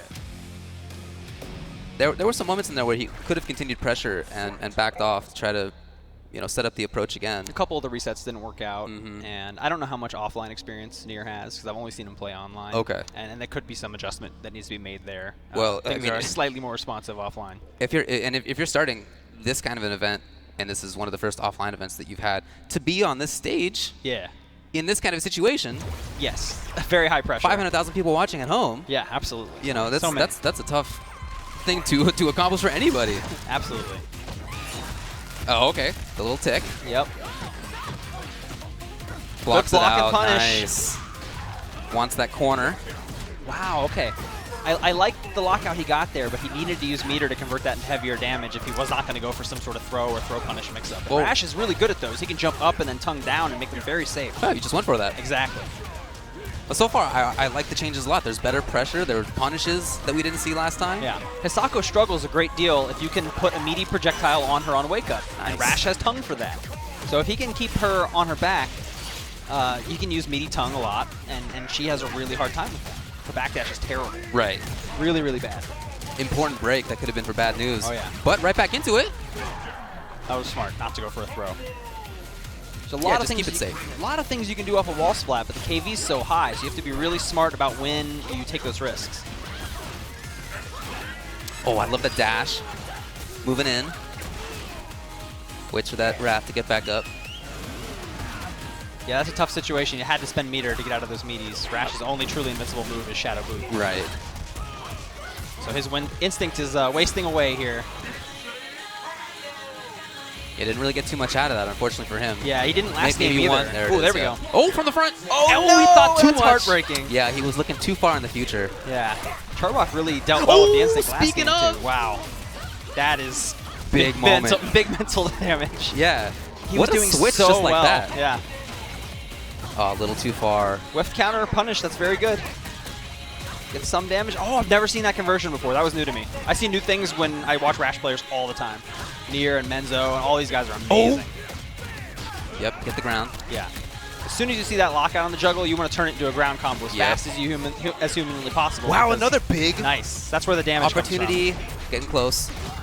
Oh, it's So not quite close. If he had had meter, he could have finished that. She has that instinct. She has meter for sure. Uh-oh. She is. Oh, Nice. On top of it. I think that was what Charbak was looking for. He had Yeah. that anti-air, but it was not. It went the wrong way. It didn't work out as he had planned. I think he probably expected Nier to neutral jump instead of forward jump. He had that anti-air a bunch before. So that definitely went, a little bit differently there. Yeah, I'm not sure what kind of adjustments need to be made by either player. That was really close. I would say Charbak is probably going to need to tighten up defense when he gets knocked down. I mean, it can be really hard to see where it is that it can be Rash very is hard to going, see. Yeah. And Nier is going to have to make those knockdowns count a little bit more than he has, and probably get a little more use out of his instinct, because he has really not gotten great use out of the instinct against Charbak. Charbak's handled it really, really, really well. Okay, let's see if those adjustments are made. Again, loser is out of this first set of the LCQs. Yes. We shouldn't be laughing. It's not funny. It's pretty funny. It's pretty funny. Yeah, it's pretty funny. Yeah. I mean, I've been in, not in this giant situation, but I've been in similar situations before. Yeah. And it feels bad. It does. Yeah, it's horrible. It definitely feels tough. It's a lot of pressure. It is. And with random seating too. It's like Right. You don't even have. You don't get to coast through the beginning and wait to meet people who Okay, the you're block. scared of at the end. Yeah. Blocked well in the last Good couple use. of games. Right back in those. Okay. I feel like Nier has done wall splat into something other than throw so many times that he needs to throw. Yeah, he needs to do a throw to put the fear there. Wow, no punish on that. Oh, wow. Okay, out of the Chasing air. him down. Yeah. To what? Oh, Bane going in. What's the setup now? To the other good. side, Yeah. like it. Can't counter that. It's a projectile. Just going for the cross-ups, trying to generate a little bit of damage. Okay, Still the big no break. throws. Right, yeah. It's very dangerous to be thrown in the corner by Rash when he has instinct on. Oh! Wow. Went for the counter. Oh, no! That's killer. But, okay, at least breaks. That's going to be a counter. Oh, nice anti-air. I expected a counter there. Very dangerous neutral game right now. Oh, interrupted! Very good. And gets the hit. I think it's there was important versus Hisako to show the Hisako player you're willing to do that. Takes away a lot of... Ooh! All right. All right. That was fun. Yeah, yeah. I got to the corner on it. That was fancy. Nice. I feel like Charbok is very insistent about trying to get in right now. Yes. That dash. It's kind of a big tell. Yes. Getting met in the air by Tongue a lot. It's not converting into huge damage. It's like 7%, 9%, but it's adding up. That mobility from Rash is just so useful for situations like this. Ooh. Lock open. What's happening? That's what you need to see. That was so fast. That's what you need to Yes. see. Love it. Yeah. Wow. Okay, Crouch the Fears conversion. actually beat it. Yeah, typically when her instinct happens, she gets a pretty good opportunity to counter what comes up, but like you said, that Tongue is projectile. And her resets, I was telling you, she's 3-set queen. In Instinct, it's even scarier because they all lead, they're all like unbreakable command throws into another combo, which could lead to more unbreakable command throws. Nier is Getting very in there. close to closing this out. Oh! Let's see what Charbok's got. Will he break? No. I would have let it rock too. Yeah. You got the big lead, let him Right, why spend the take the risk? resources. Yeah. He did take the risk right there. Okay, yeah. He has instincts So and a meter. close. He can make this happen. Yeah. Oh no! That was such a good move. the wiggle, but it's You countered! can't do that. You Right. can't do that against Hisako. Right, she just gets to do it. Just gets Yeah. the reaction. Whoa. Yeah, look at that. Frank Okay. is popping off. He also goes by Frank the Human, which is a great name. It's accurate. Yes. I love accuracy in names. Yes. But wow, See right love down there. to the final decision. We'll see Nier again in LCQs 2, 3, and 4. Yeah. Well, hopefully for his sake, just 2. Yeah. Hopefully. Yeah. You know, for his sake, but we'll see. The list of names of these things. Man, Right, I gotta it's tell you. tough. Okay, so It's let's talk a real little bit tough. about who is in Let's the do last it. chance qual. Let's do it. You got it up on your screen. I here. do. So, scrolling down through the list of names, we got Climax. Mhm. Climax is plays a lot of other games. Yeah. A lot of other anime games, and is really good at sciencing this game. So we'll see Yeah, what I played with Climax him can online a bring. couple times. N1 Special's been playing since like Season 1. Super good. Okay. Scrolling down a little bit here. KI for Life. Okay. He was just doing the Shin Hisako demo. He's a top Hisako player. Super scary player. Rotendo. Yeah, Rotendo's there. Consummate Glacius. Always here. Kev Bones is really a guy you got to look out for because Okay. he's still playing Arbiter. Everybody quit. Okay. Everybody quit Arbiter. Yeah. Because Arbiter had some brain dead stuff. And Arbiter lost some brain dead stuff, and everybody's like, "Peace, I'm out. Yeah. I'm not gonna play this character anymore." Yeah. But in my opinion, I think this character's super underrated. Okay. And is still super good. Okay. You just play him slower. Uh-huh. And he's like one of the few characters in KI that can legit play for timeouts and win that way. And it's good. It's really good. Okay. All right. Let's see if that so comes we'll see up. what Kev's got. Yeah. Armored Death has been playing forever. Super scary player. Scrolling down a little bit more. Ogti is another. Oh, yeah. So Okay. Japan brought a huge crew this year. They Yeah. got like 6 people here. Awesome. And Ogti's not qualified, but we've seen him go really far at like EVO and all Right. kinds of KI tournaments. And Big threat there. he's a huge threat. And I heard he's playing a new character. Oh, okay. I don't know who. Oh, but all I heard right. he's off the old characters and he's on Is that a secret or is that? It might be. Okay, we'll see. We'll see what comes up there. So Freaky Jason is also in there. He's one of the remaining Conra players. Oh, nice. There's the best one is Fubuki. I think everyone will agree, and he was not able to make it this weekend. Ah, okay. But he's been getting top 3 in a lot of the online tournaments, and he's a terror. Absolutely devastating player. Who else is in this list that is super crazy? Street NS has been playing forever. Gnarly Feats is a huge threat all the time. He's been playing Rash and Orchid, and I think he still plays Arya. Okay. Cat Drugs came over from Japan as well. He's translating for all the guys. Sick. Let's see. Jackal is a really, really good Gargos. Really good. Who else do we have? It's a long list of players. List of players. Yeah, right. Yeah, Pixel Beat's really good. Hi-Am Keith is a really, really good Riptor player. We just saw Nier play. He couldn't make it. Hopefully all these guys are actually here. Right. I think most of them are. Yeah, Yiffy Shonryu, Shadow Jago player. It's very scary. Swordsman 09. Very, very good Cinder player, but not good at Mark of the Wolves. Oh, yeah? Yeah. Okay. Bodied him yesterday. You found that out personally? Yeah. Nice. Yeah, it's going to be really good. Oh, I saw Domi's name in there. So Domi's out here from Japan. Oh, yeah, I see that. Yeah, yeah. You want to know who Domi's playing these days? Who is Domi playing these days? He likes the cheap stuff. Okay. Kilgore. Oh, sick. He's playing Kilgore. Nice. That's awesome. And he's dropping 70% unbreakables on people. Nice. Like all right. one chance breaks. All but right. yeah. I'm looking forward to that. Everyone's looking forward to that, except for the people who have to play. Well, yeah. Yeah. Devil May Care is one of our best TJ players. Charbok we just saw. Right. He plays Hisako. Finchomatic is a Agnos player. Has been with us for a very long time. Very good player. Hank Hill's another TJ player who's super good. Looks like we have a matchup. Okay, yeah. Let's get back to that. Oh, we were just here talking go. about Domi. Yes, we got Domi Kilgore. This is going to be great. Yeah. A button check coming up now. He's going to pick Kilgore anyway, I'm pretty sure. All right. He's playing against Most Dope Will. He's also been playing for a very long time. I think he's been around since Season 1. Okay. If not the beginning of Season 2. But yeah, word on the street, word in the pit, I would call it, because we're in a huge theater. Yes. Word Performing in Arts the Center. Word in the pit is everyone's scared of Domi. Okay. I mean, I understand. That character is really interesting, really strong. Yeah. They're talking about getting hit too hard. Uh-huh. I'm like, he doesn't have to open them up that many times to win. Well, yeah. That's And, true. We'll see how he does. Oh, he's wearing his Evo KI thing. Oh, That's sick. awesome. Okay, yeah. A couple years ago, Domi was able to get top 8 at Evo with Right. Cinder, and he didn't attempt like a single combo breaker the entire tournament. Okay, I respect and nobody that. caught on to it, so they just did weaker combos, trying to lock him Just out. expecting, He never yeah. locked out because he never tried to break. Right. He breaks now. Okay. Yeah. He's come a long way. Yeah. For sure. So it's going to be Orchid and Yes. Kilgore. Yes. I'm excited. Yeah, I'm really looking forward to seeing this. There's a couple players out there who have been playing pocket Kilgores or maining Kilgore, but discreetly, like not showing people their stuff. Okay. I know Sleep has been playing Kilgore a bit. Oh, that makes sense. He goes by Calypso now. He used to go by Damien. He's a Sadira player. He's also been playing Kilgore. Okay. All very good. So here we go. Whoa. Okay. Upward missiles are a good bet in a lot of matches because people just really like to jump when they see a projectile. That's true, but you can challenge them if they're on the sure you ground can, like that. yeah. So grabbed into the corner.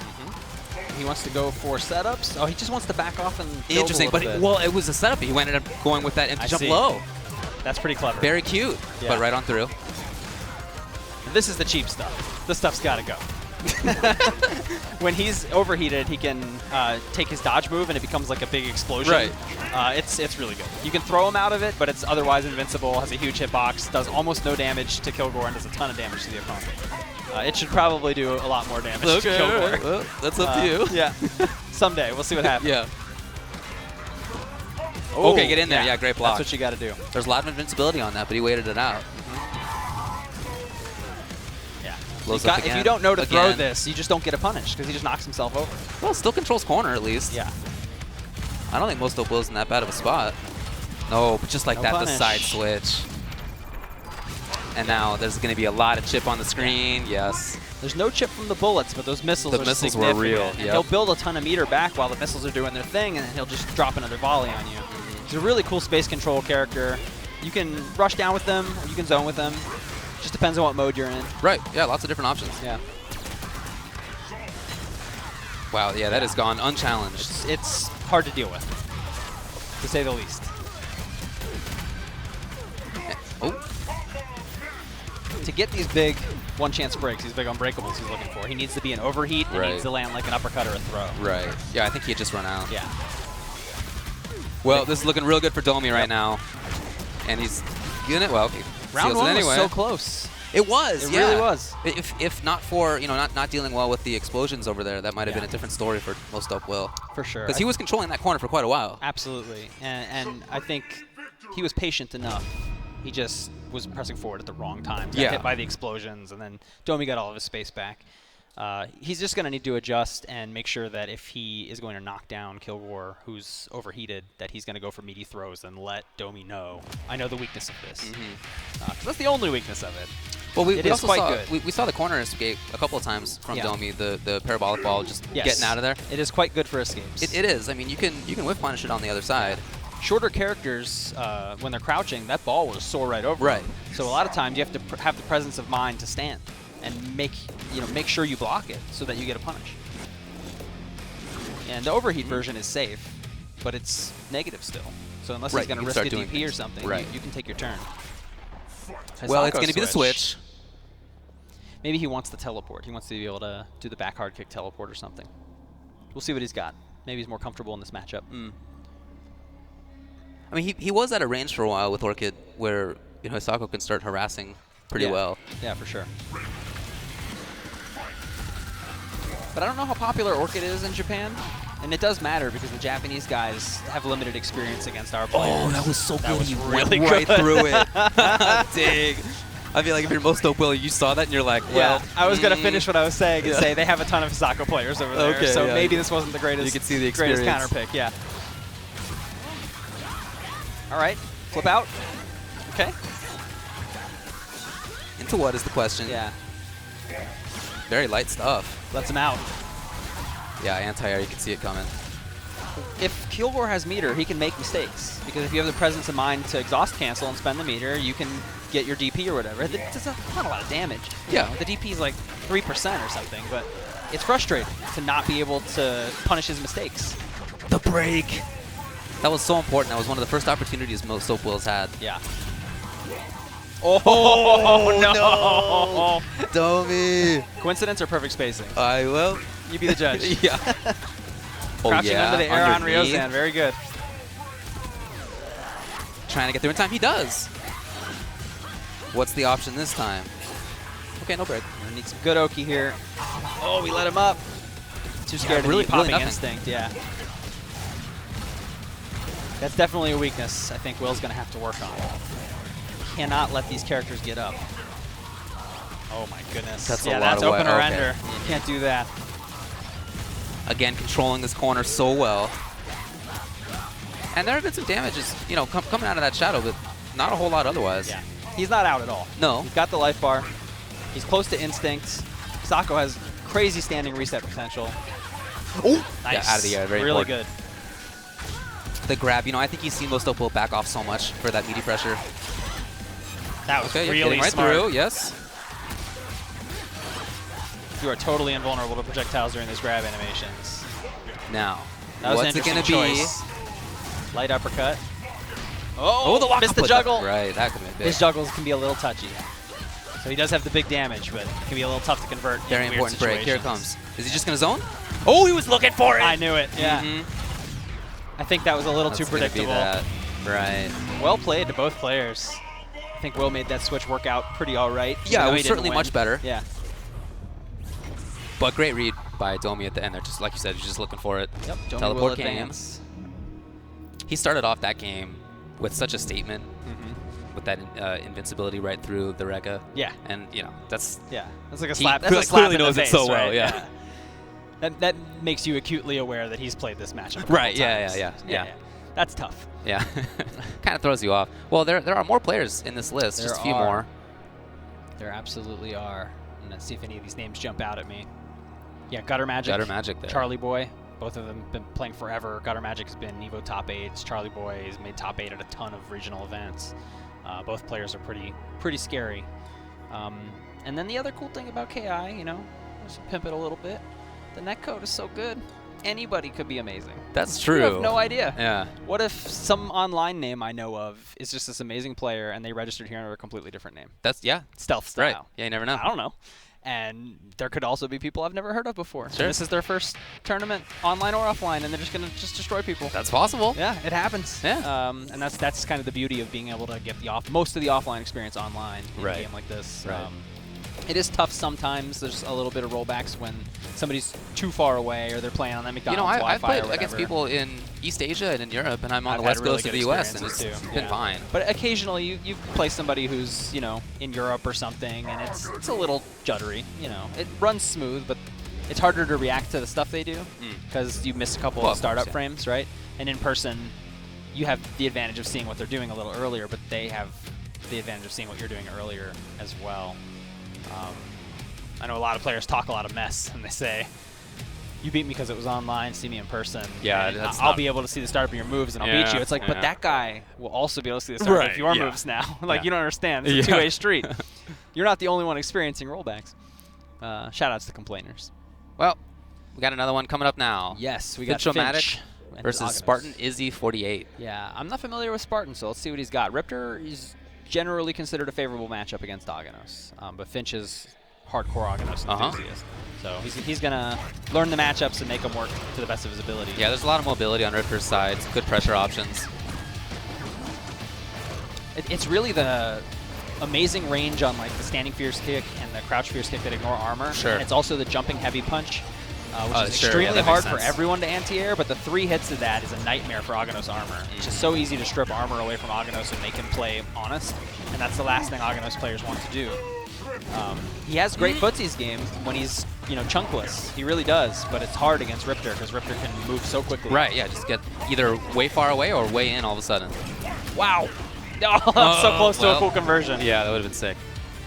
Takes the life bar off, and then just very patient in between rounds. Comes in. That run forward hard punch is so hard to deal with. Oh, huge! I'll be interested to see. Wow, yeah, 59. Yeah. That was a ton. Okay, he's going to chunk up a little bit. Yeah, he gets through in time. Riptor can hit pretty hard if she needs to, if she gets a lockout. Well, I mean, so far, it's really just been Spartan Izzy getting in there. Yeah, it's going to end it. That was a dominant game. Absolutely. Controlled it in pressure, in movement. He was away for just a little bit, and whenever that came up, he was right back in Finch's face immediately. Well, version 2 of the community tier list came out recently. We should open that as well. Because we might be able to see what people kind of think about these matchups in general. That tier list was, that matchup chart was built by kind of a group of, you know, 60-ish players who are really good at this game. And the number of players contributing to it is growing all the time, which is awesome. But in my opinion, Riptor wins this matchup, and it's a tough one. It'll be interesting to see if Finch is willing to switch characters or not. He does have a little coaching pocket here. Okay. Looks like Sleep's Maybe coaching Thunder? him. I didn't know he had a Thunder, but I do like this pick. I've always struggled when playing Riptor against Thunder. Okay. And it's the wideness. Riptor's like one of the widest characters in the game, which he's not tall enough to prevent you from jumping over. So characters with gross cross-ups like Thunder's jump heavy punch, Right. it's a nightmare. And Riptor's anti-air game, not the best. Really not the best. Well, let's see if this is it. You were talking about how there might be people show up you don't know them Yeah, yet, that are and just they're amazing. strong, and you know this might be an example of that. Absolutely. Cool, so we got our new chart. We'll check this out in a few minutes after the match. Some patience there, and then I love the mobility of being able to go backwards the blocks. That was punishable, that triple overhead from Riptor. So missed opportunity from Finch. Ooh. Yeah, if I'm Finch, I want to abuse jumping hard punch in this match. It's just, not predictably, but it is tough for Riptor to deal with. Oh wow, the meaty flame. Oh! The knockdown was there beforehand. Look at that patience out of Finch. Every time Riptor bounces off, you should be doing Samamish and uppercutting that because it's projectile invincible. It doesn't matter if she spits fire. Right. Oh. Okay, yep, of course. Yeah, you got. Good Okay, tech, the though. tech was Very there. important. Now into what? Just running away. Yep. Okay. Okay, yeah, that's there. Good call of Earth. No more meter left to work with for Finch, but he still has his instincts. Oh, no! the whiff! Oh, a little too late on that. Punished on the other side, man. Yeah. Excellent stuff. Oh, a little bit too ahead of himself. All right, he's not out yet. Riptor's instinct is, kind of regarded as one of the weaker ones in the game. Not huge comeback potential there. Big moment right here. Lots of damage. What's the situation? Very light. Very good crouch fierce. Riptor's weird little anti-air, her run back hard kick, is actually quite punishable. Ooh, that was so good. Looking for It was shadow really counter. good. Instant cancel right through. Straight back to the overhead, too. Finch is on the ropes. Trying to move forward. Soki has to be tight. Yeah, this has got to be good. It's nothing. No, running away. You got to safe jump it.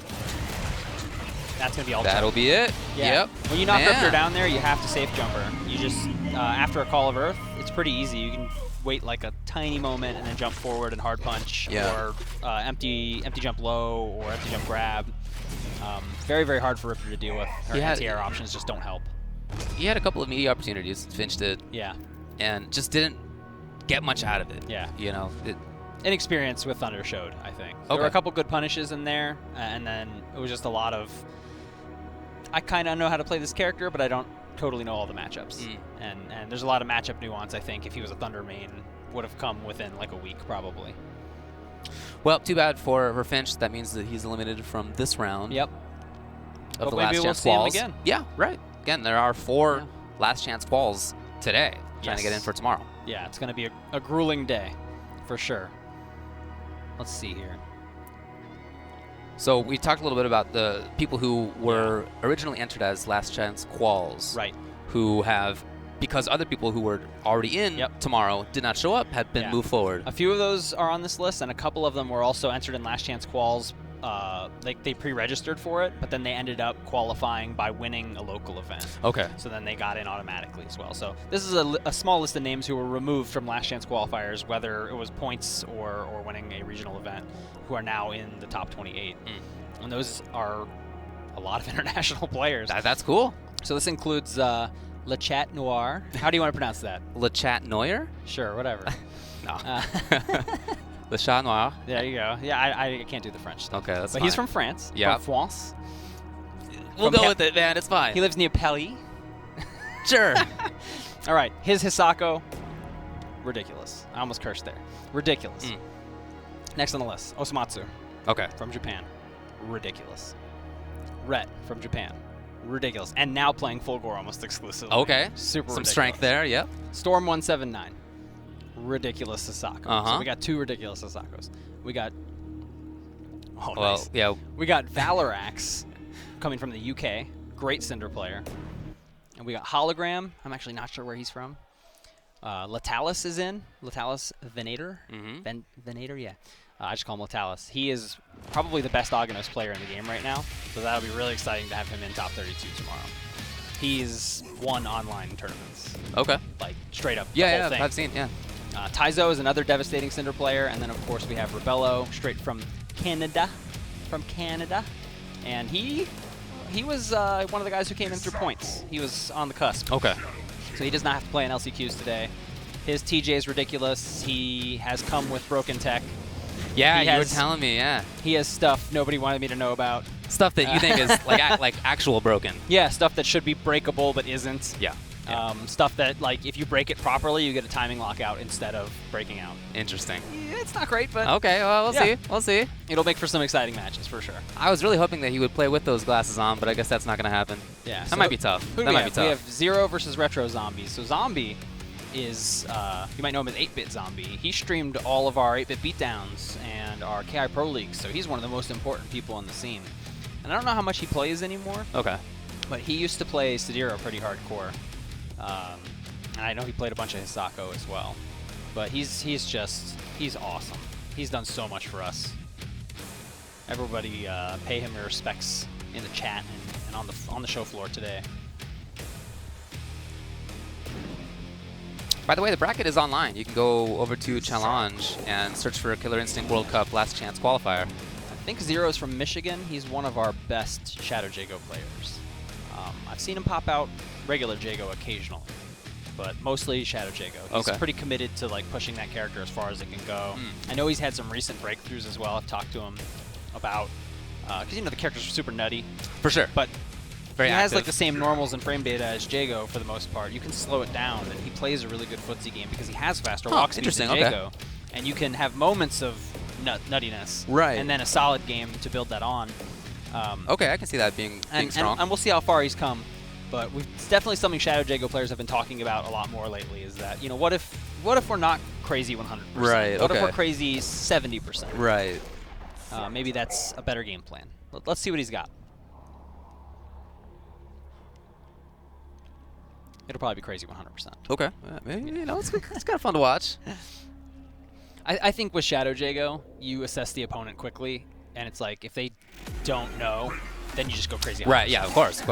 If they know, then you slow it down a little bit and do some of this. Yeah. You know? Well, I mean, that's one of the potential pitfalls of it is the movement from Hisako, but... Yep. Okay, the lock. Okay, catches it. The delay. Oh, boy. Punishes with the overhead, which is a nice, heavy starter. Yeah, it does seem like Zero's trying to play that style of a little bit far away, not going too nuts. That's tough against Hisako, though. Like, I'm praising the footsie game, right? It's there. It's good. You can punish a lot of whiffs with his slide special if you're on point because it's fast. But Hisako's range is ridiculous. Right. And if you try to whiff punish the wrong thing at the wrong time, she cancels into a counter. So you do have to watch it.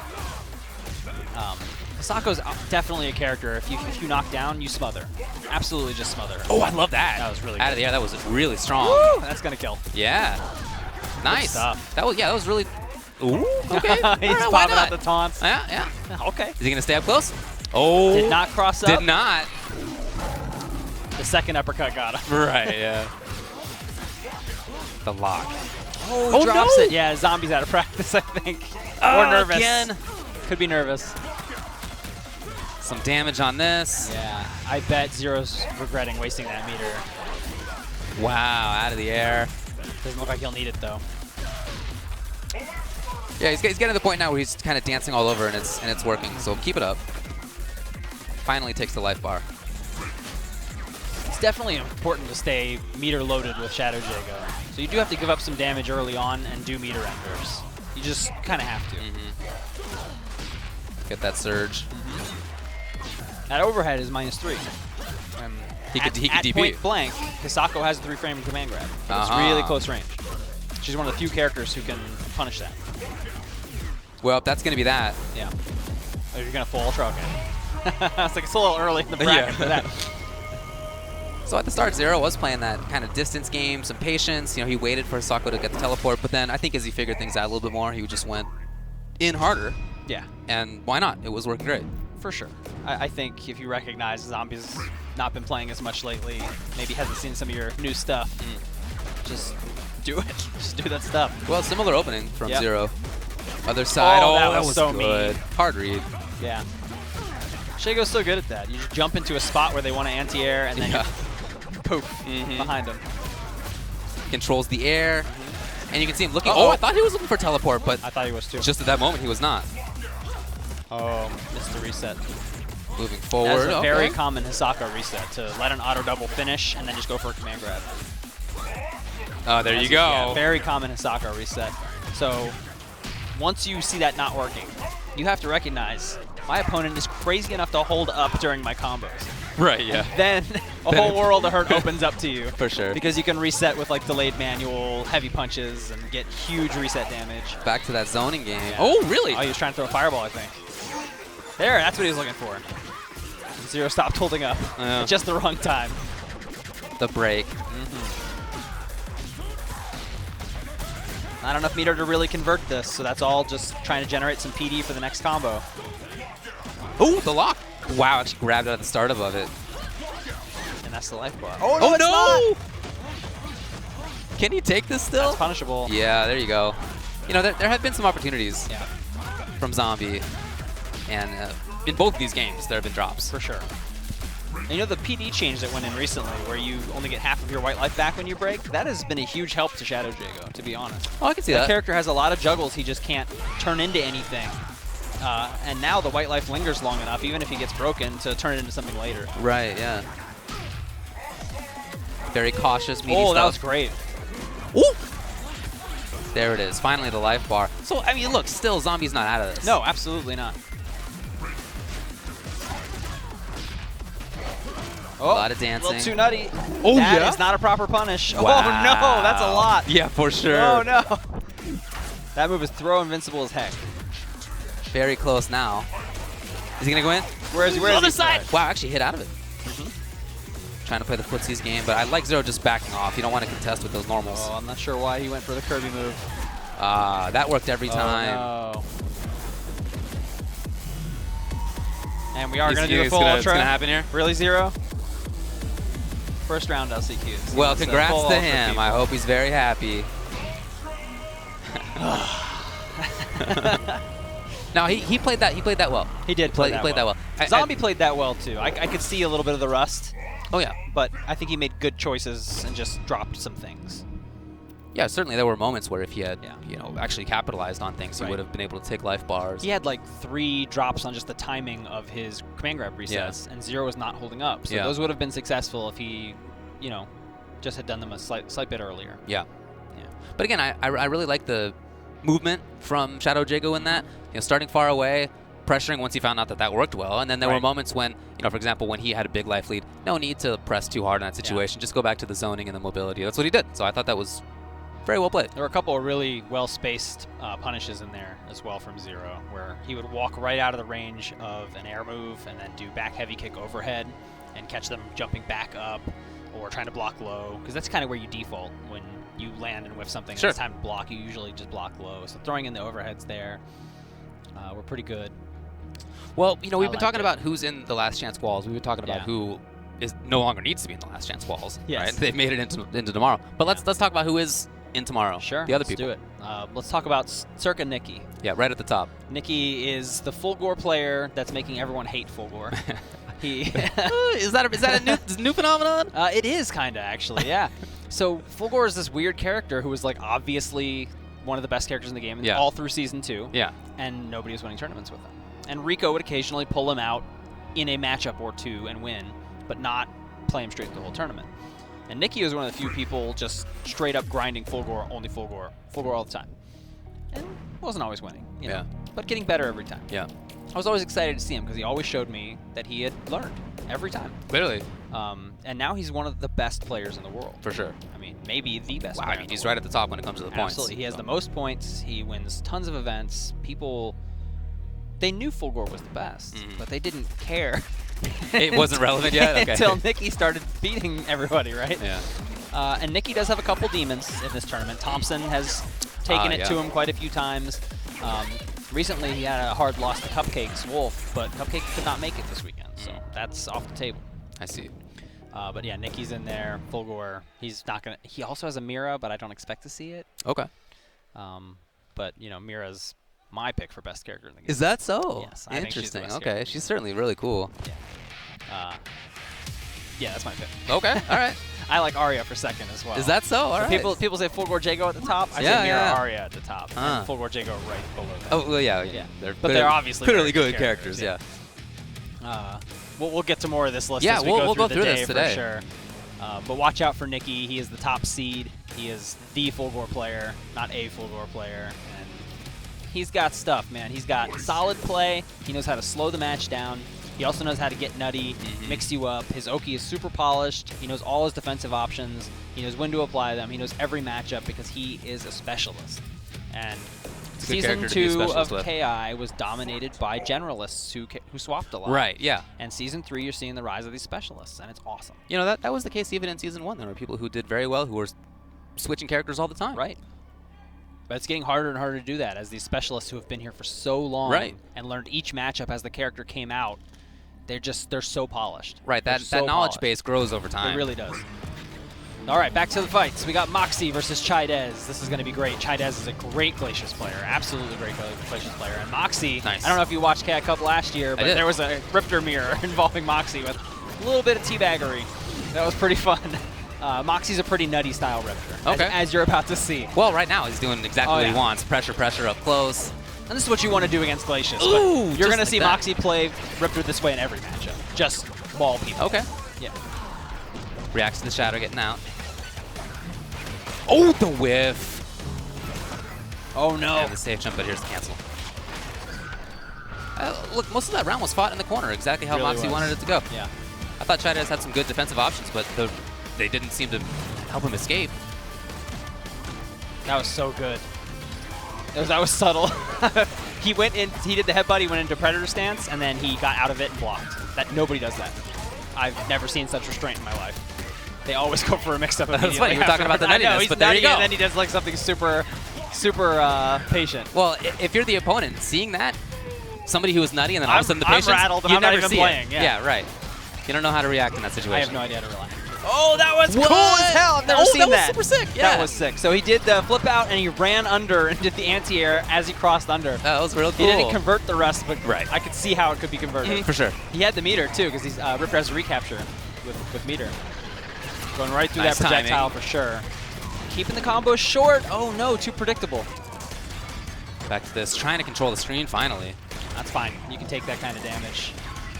Glacius hurts really bad if he can hit you with a real combo, but his zoning actually doesn't hurt very bad. It just frustrates you to death. Well, Moxie managed to move forward through it. Yeah. That is a very situational punish. I can talk more about that in a minute. And that should be it. Yep, seals the deal. All right, so Glacius, Puddle Punch. The light and the medium versions have less block stun. So if you cancel them into Shadow Hail, anyone can do a projectile invincible move through it. But if he does the heavy Puddle Punch, that one has more block stun, and canceling that into Shadow Hail is a true block string if your opponent is standing. If they're crouching, there's like a one-frame window to get through. Right. And that's what Moxie just did. Nice, okay. So those punishes got published by Infil and some other scientists, Climax and stuff. They all put all that stuff together for people. It looks like Moxie's practiced that stuff. That's So it's good. Awesome. Good to see. Yeah. I know people have been training super hard for this event for a lot of time. Been watching everybody's streams. I love that setup on the range. He was outranging Glacius' options and then right through. That's the mobility of the character. And Chidez just whiffed a shadow counter. I don't know if you saw that. Yep. But that was actually really good. And even though it didn't work, it sends the message, doesn't matter what mix-up you do after this, I might shadow counter, so now you have to slow it down or go for a throw. Armor saves him. Good punish. Is that the life bar? Yeah, it is. It is. And he goes for meter ender because he knows it'll kill, and resource is very valuable to Glacius. Makes sense. Oh, it hits! That's tough. Continuing, too. The break, that means corner. I'm surprised that worked. Oh, yeah, man. that crossed up. That was really far. That was tough. I 100% would have been hit by that. For sure. Yeah. Back into the corner, good. Glacius is one of those characters who between round, I was going to say, can't escape the corner easily because his dashes are slow, but he just jumped out. Right. You know, that's Moxie's bad. You want to keep Glacius back to the corner for sure. Well, so far, he's making it work. Yeah, I mean, he's been able to move back in most of the time. Quick break. The lockout, though. That could have been death. Oh, no, yeah, you're right. Oh, no, he didn't have enough meter. That couldn't have been death. Nothing. I like that range of starting things off. Oh, the armor. That was really good. Yes. Nice. So the adjustment I saw Chidez make in round 2 was a bit more lance, because Riptor is running forward a lot and just eat the lance every time. Right. You don't always have to cancel the lance into something unless you're in a matchup where it's punishable on block.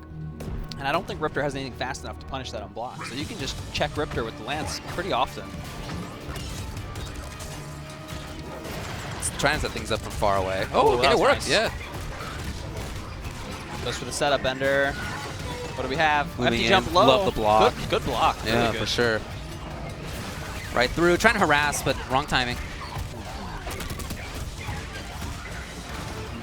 And then here's that full screen play. Man, this adjustment from Chidez is crazy. He was getting mauled in game. That was really good. It was. He was getting mauled in game 1, brings it back in round 2, and now in game 2, dominated. Well, I'm also seeing Moxie fight from different ranges than he was before. Oh, over it. Same spot for the shadow counter. Yeah, it was. Moxie doesn't care about the message. Moxie's just going to do Moxie. Too far. I like it. Yeah, again, I feel like Moxie's playing this a little bit differently. Wow, certainly no. there. And we're going to build enough meter for at least one Shadow Shoulder. This is big stuff. That hurts. Yeah, I'll say. 60%. Yeah, the setup. It hits. You're in trouble. Very close to death. This is a mountain to climb Oh, right yeah. now. Moxie. So, the block was my looking for God. it. Chidez. When you have that was amazing. Well, when you have that amount of life, Yeah. and you have seen the cross up multiple times, I feel like you can take the risk of blocking cross up. No doubt. That was expertly played. Oh, no! What an adaptation. I thought that was banned. Somebody call Brandon. Not here. No, not banned. Not anymore. Nope. We allow it. Yeah. Both players are having fun. Yeah, no big deal. You know, but I really like that adaptation. Yeah, absolutely. And Moxie's got 3 more chances. He does. He That's does. why he's smiling right now. So, although I do see that adaptation coming out of Glacius, when it comes to Moxie's play, I feel like he was starting out at one range in the first game and a half, and then sort of outranging some of the options from Glacius, and then using the run. Right. All of a sudden closing that gap very quickly. I feel like in the last game he was playing at sort of that mid-range where I feel Glacius has a lot of power and kind of trying to set things up from there, and that just didn't seem to work out. You think he was trapped there? Or I do you feel like think he put ran himself into, there? it seemed to me like he ran into that spot and then was kind of trying to fight from there. Yeah, I wonder if he could have just gone full screen where Glacius has nothing Right. and tossed some mortars to Right. cover him. Yeah, we saw him do that in the first game and a half. Yeah, exactly. Definitely could have seen a little bit more versatility from Riptor there. Well, speaking of seeing, we're going to get a chance to see some stuff again. Replay footage. Yeah, check out some of the replay here. All right, so this is from game 1. And we're going to get the audio fixed for you guys here in a second. But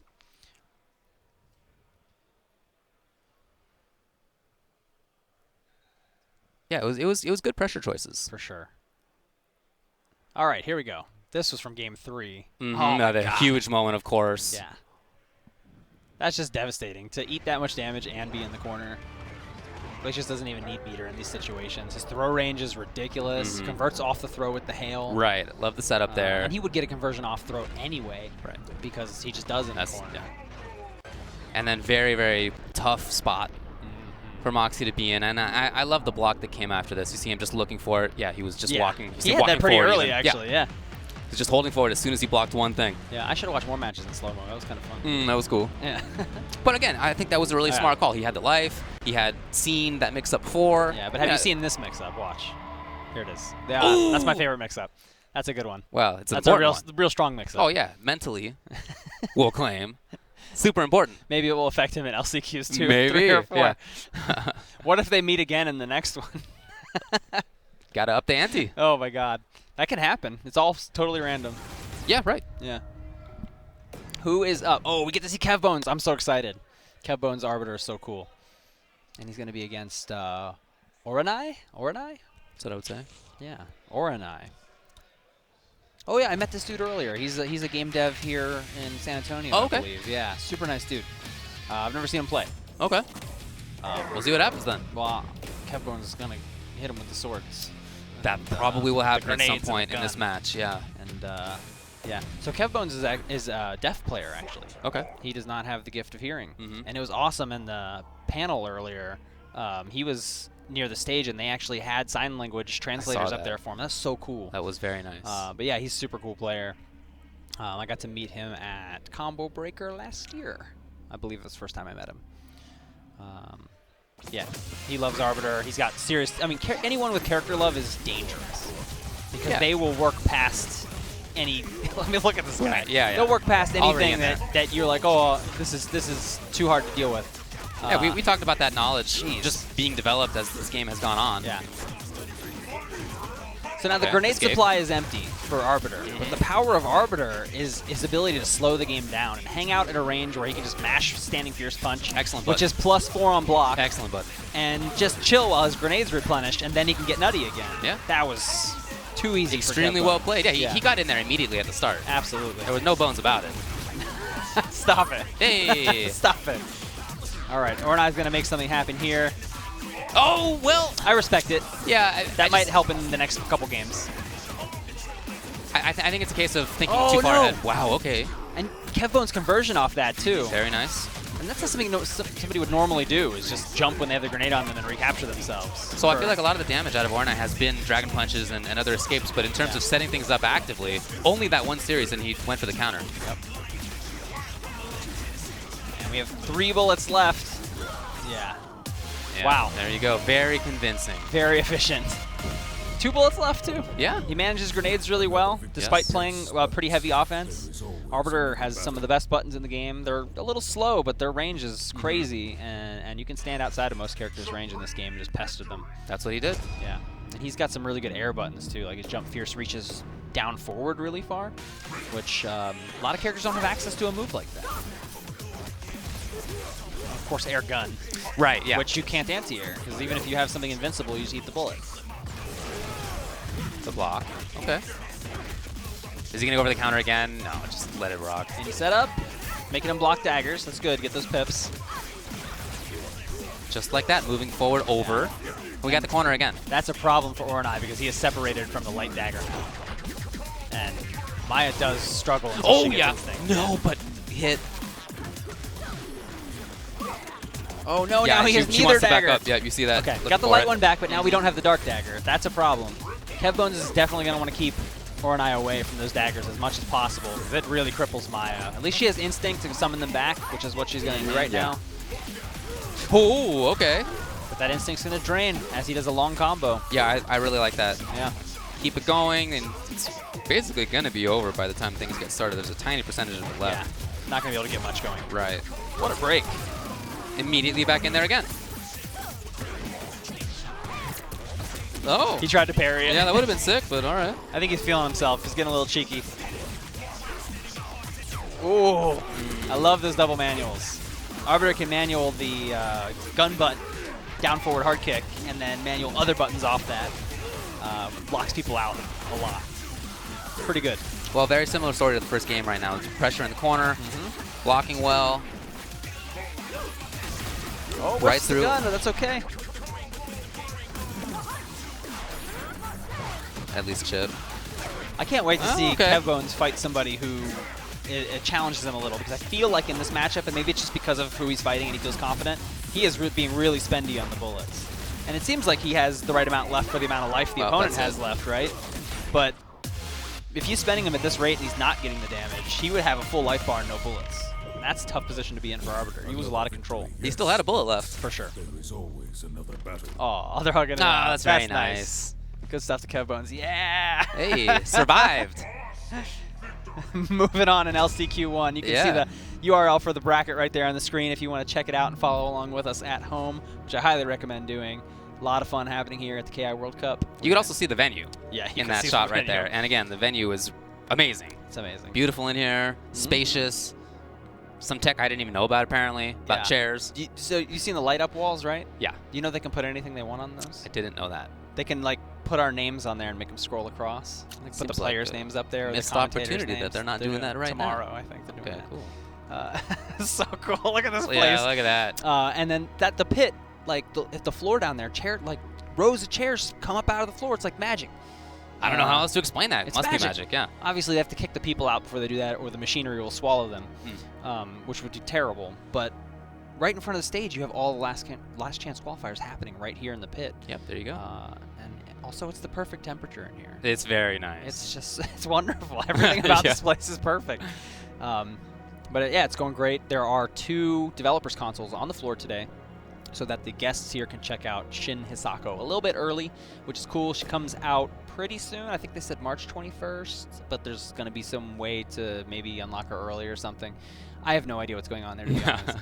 A bit out of the loop. Okay. I hadn't played her in quite some time until today. I played a little casual set with Isaac, and that was pretty fun. I messed him up pretty bad. I'm looking forward to trying her out. I haven't She's had cool. a chance yet. There's a lot of stuff that you didn't see on the walkthrough stream. There's lots to find. Okay. Yeah. She's you're going to win with her immediately because she's straightforward, right? It's like when you picked up Kilgore and you're like, I can't win with this character, and then you figured it out. Yeah. Shin Hisako's like the opposite.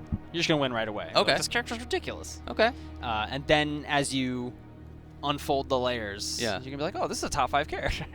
This character's really silly. Okay. She's really good. Okay. Yeah. Oh, I thought that was going to end with, No. but No, she's there's really no good. but. There's no but. Okay. she's fantastic. Okay. Yeah, and she's really fun. Yeah, she and seems really cool. easy. and really tricky. She's a lot of really low damage mix-ups, but man, they make people really upset. Oh, so upset. I know you like that aspect. I love it. I love it. And I'm with you. And her instinct is my favorite in the game.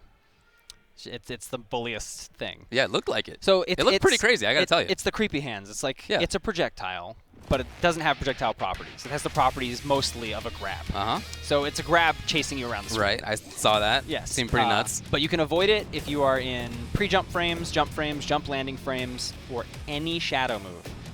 Just any. Any shadow move. Doesn't matter have if it's grab invincible right. or projectile invincible. Any shadow move that you do will disable it. Okay. And if you're hitting her, you'll see the puddle still there, but the hands will crawl back into the ground. So they can't grab you if you're hitting her either. I see. There are ways to deal with it.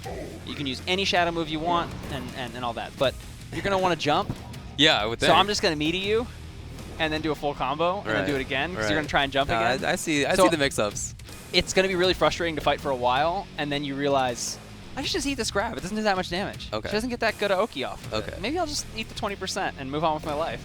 And that's kind of where it ends up. It's just like, unless she pops it in a weird spot and you can escape, because you can, maybe just let it take the 20% and move on with your life. That sounds super obnoxious, and I like it a lot. It's really good. Yeah. All right, who's up next? So we have PCK Pharaoh Yami. Yep, Orchid player. Versus Fall of Seraph 76. Omen player, yeah. I just met Fall of Seraph for the first time today. He's been on our forums for a very long time. Big Omen fan. I bet he was tickled to find out new Omen colors were finally coming today. Well, not coming today, but the announcement was today. Yep. Please don't misquote me on the internet. Thank you, internet. It's too late. Yeah, I'm doing it. Yep. All right. I would call this a pretty even matchup in my opinion. Both characters definitely have the tools to deal with each other, and Orchid's damage output is just way better. Way better than Omen's. Well, so far there's been a lot of Fall of Seraphs controlling the stage, moving forward when he wants to, setting up approaches. Did not even need to do that. And now maybe a chance out with the DP. Just mistimed on the jump. This is Orchid's chance. Orchid has some of the strongest Vortex in the game. Her grenade mix-ups are super, super silly. So if she can get a nice knockdown, she's going to keep juggling. Jeez. And no grenade setup. Pressure, though, I don't know right? about Just with buttons. Too far away. You could cancel into grenade off any button, so I would have really liked to see that end in a grenade just to, even if you don't have a mix-up on deck, at least paralyze them. Would have made sense. Yeah. The lockout, but nothing else. I like that movement a lot. Kind of feigning backward movement. Yeah. Feigning an escape, and then all of a sudden fly back in. Yes. That's stuff that improved a lot on Omen from Season 2 to Season 3. He got the ability to cancel air dashes into each other, all kinds of stuff.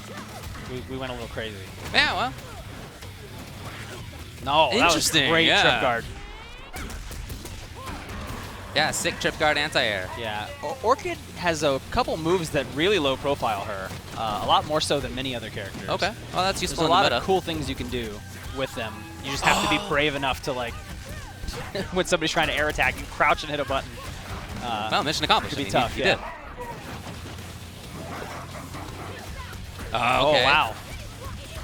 And I guess he did heavy flick flack there because crouch light kick into it was not a true block string, and he caught Pharaoh Yami hitting a button. The block, okay.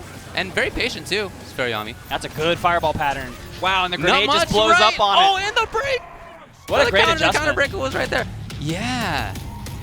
Now we're going to full ultra again? This is where we are now, David.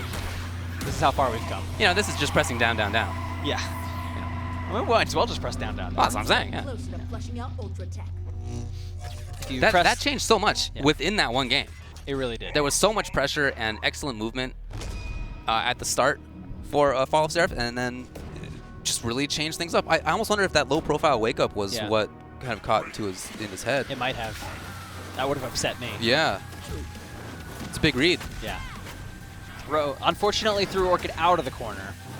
Omen is one of those supreme corner control characters. If he can corner you, doesn't have the easiest time doing it, but if he can put you in the corner, it's really scary. So you don't want to back yourself into the corner for him. And again, throwing her away from the corner. Right.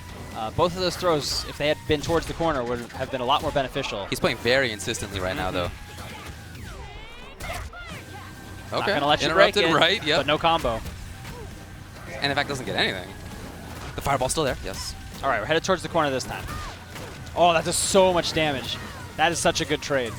Omen's jumping hard kick does ridiculous damage for some reason. Tried on the counter. You know, only a throw for the punish, but I guess that's all he needed in this situation. Yeah.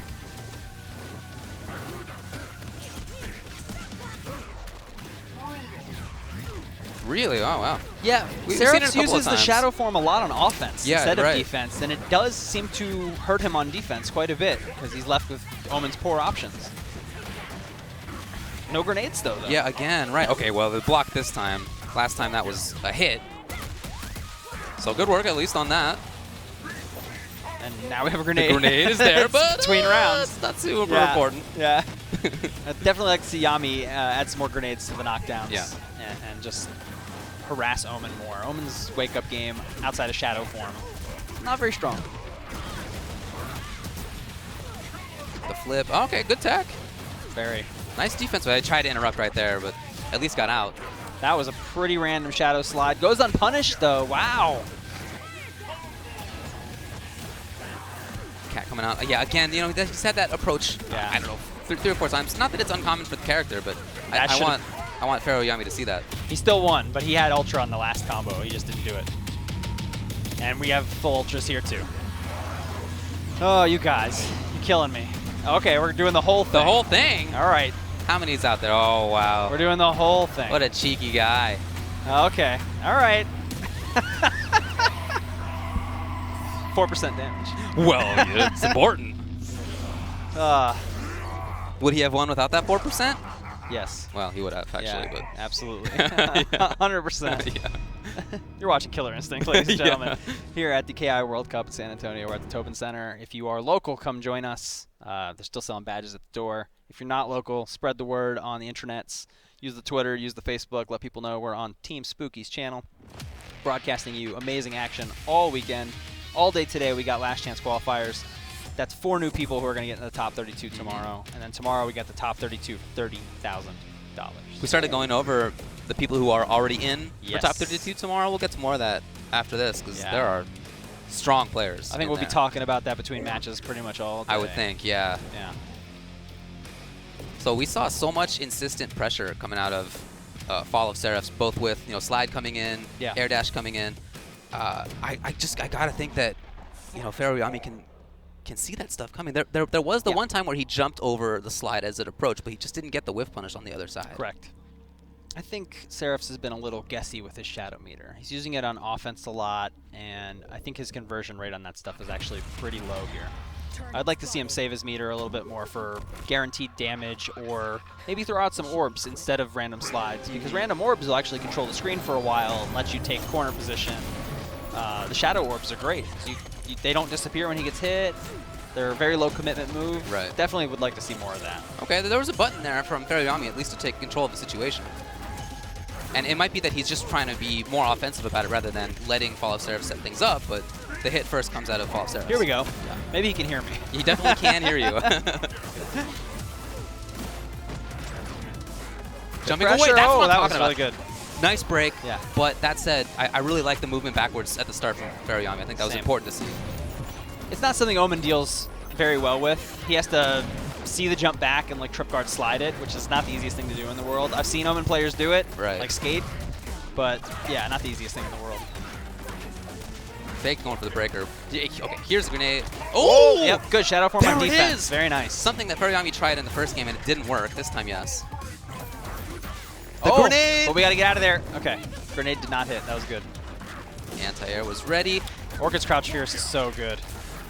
Her anti-air is ridiculous. She has an actual DP, and she has one of the better Crouching Fierces in the game. Oh, nice! Well, okay, it ends up not working out, but I like the ideas. Her walk speed's ridiculous, too. Oh, yeah.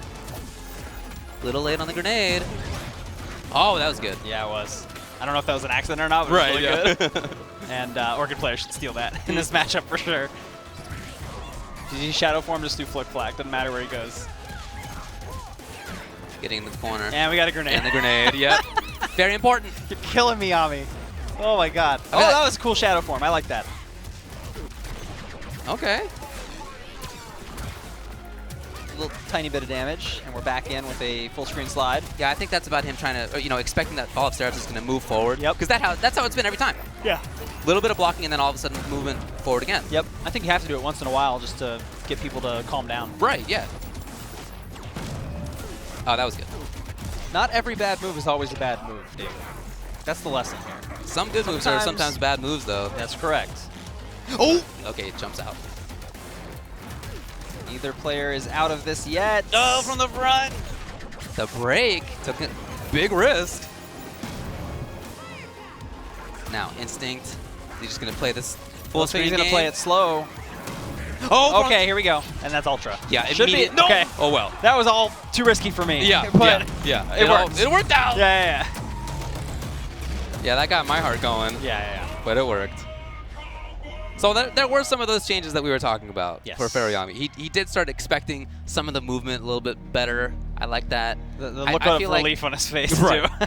But I feel like a third of all the grenades he threw were in between rounds. Yeah. I'm not sure about that ratio. Yeah, that's not my favorite. I'd definitely like to see more grenades on Oki. Do some pressure. You're going to see some of that stuff this weekend. There's some Orchid players here who are pretty scary. Coming up next, we have Keisuke. Yep, Keisuke from Japan against Swordsman 09. Yes, this should be really fun. This is going to be a good one. Yeah. I'm not sure who Keisuke's playing right now. I thought I saw him playing Jago yesterday. I could be mistaken. You know who Swordsman's playing? Swordsman plays Cinder and only Cinder. He has Cinder branded shoes. Yep. I don't know if you got to see them in the shot right there, but there are Cinder shoes. Yeah. He picked the character with the most flames when we played Mark of the Wolves yesterday. So he went Really? straight, he went It's straight just for a Kine. thing? Yeah. He went straight for Kine and cheesed everybody out, but couldn't deal with the real stuff. Meaning you. Yeah, I was the real stuff. You're the real stuff. Yeah. Yeah, Gibby's in Atlanta, so. Yeah, that's the real stuff. Yeah, I was gonna say, that's the real stuff. I can't fight those guys. No. Even back when I was playing, they were teaching me. Right. Gibby and Nocturnal. Yeah, I couldn't keep up with them. Yeah. This should be a really good one. Swordsman's Cinder style has always been kind of a very I play with my heart style, deep reads kind of style. He's not a really tech-heavy player. Okay. I wouldn't say he has like the best, most evolved juggles or tight Oki or whatever, but he makes really good decisions. And, you know, I think he knows which limbs to burn out on each matchup because he's a specialist. Makes sense. And you got to know when you're fighting Jago, you got to say goodbye to those DPs. You got to burn those out because the reason, like, I think he's going to pick Jago. I could be wrong, so I could be talking about the wrong thing. We'll see shortly, but, you know. Like, if you're fighting a 3-frame DP character, that's a nightmare for Cinder. It messes up a lot of his offense. Makes sense, But if you can make them doing that hurt.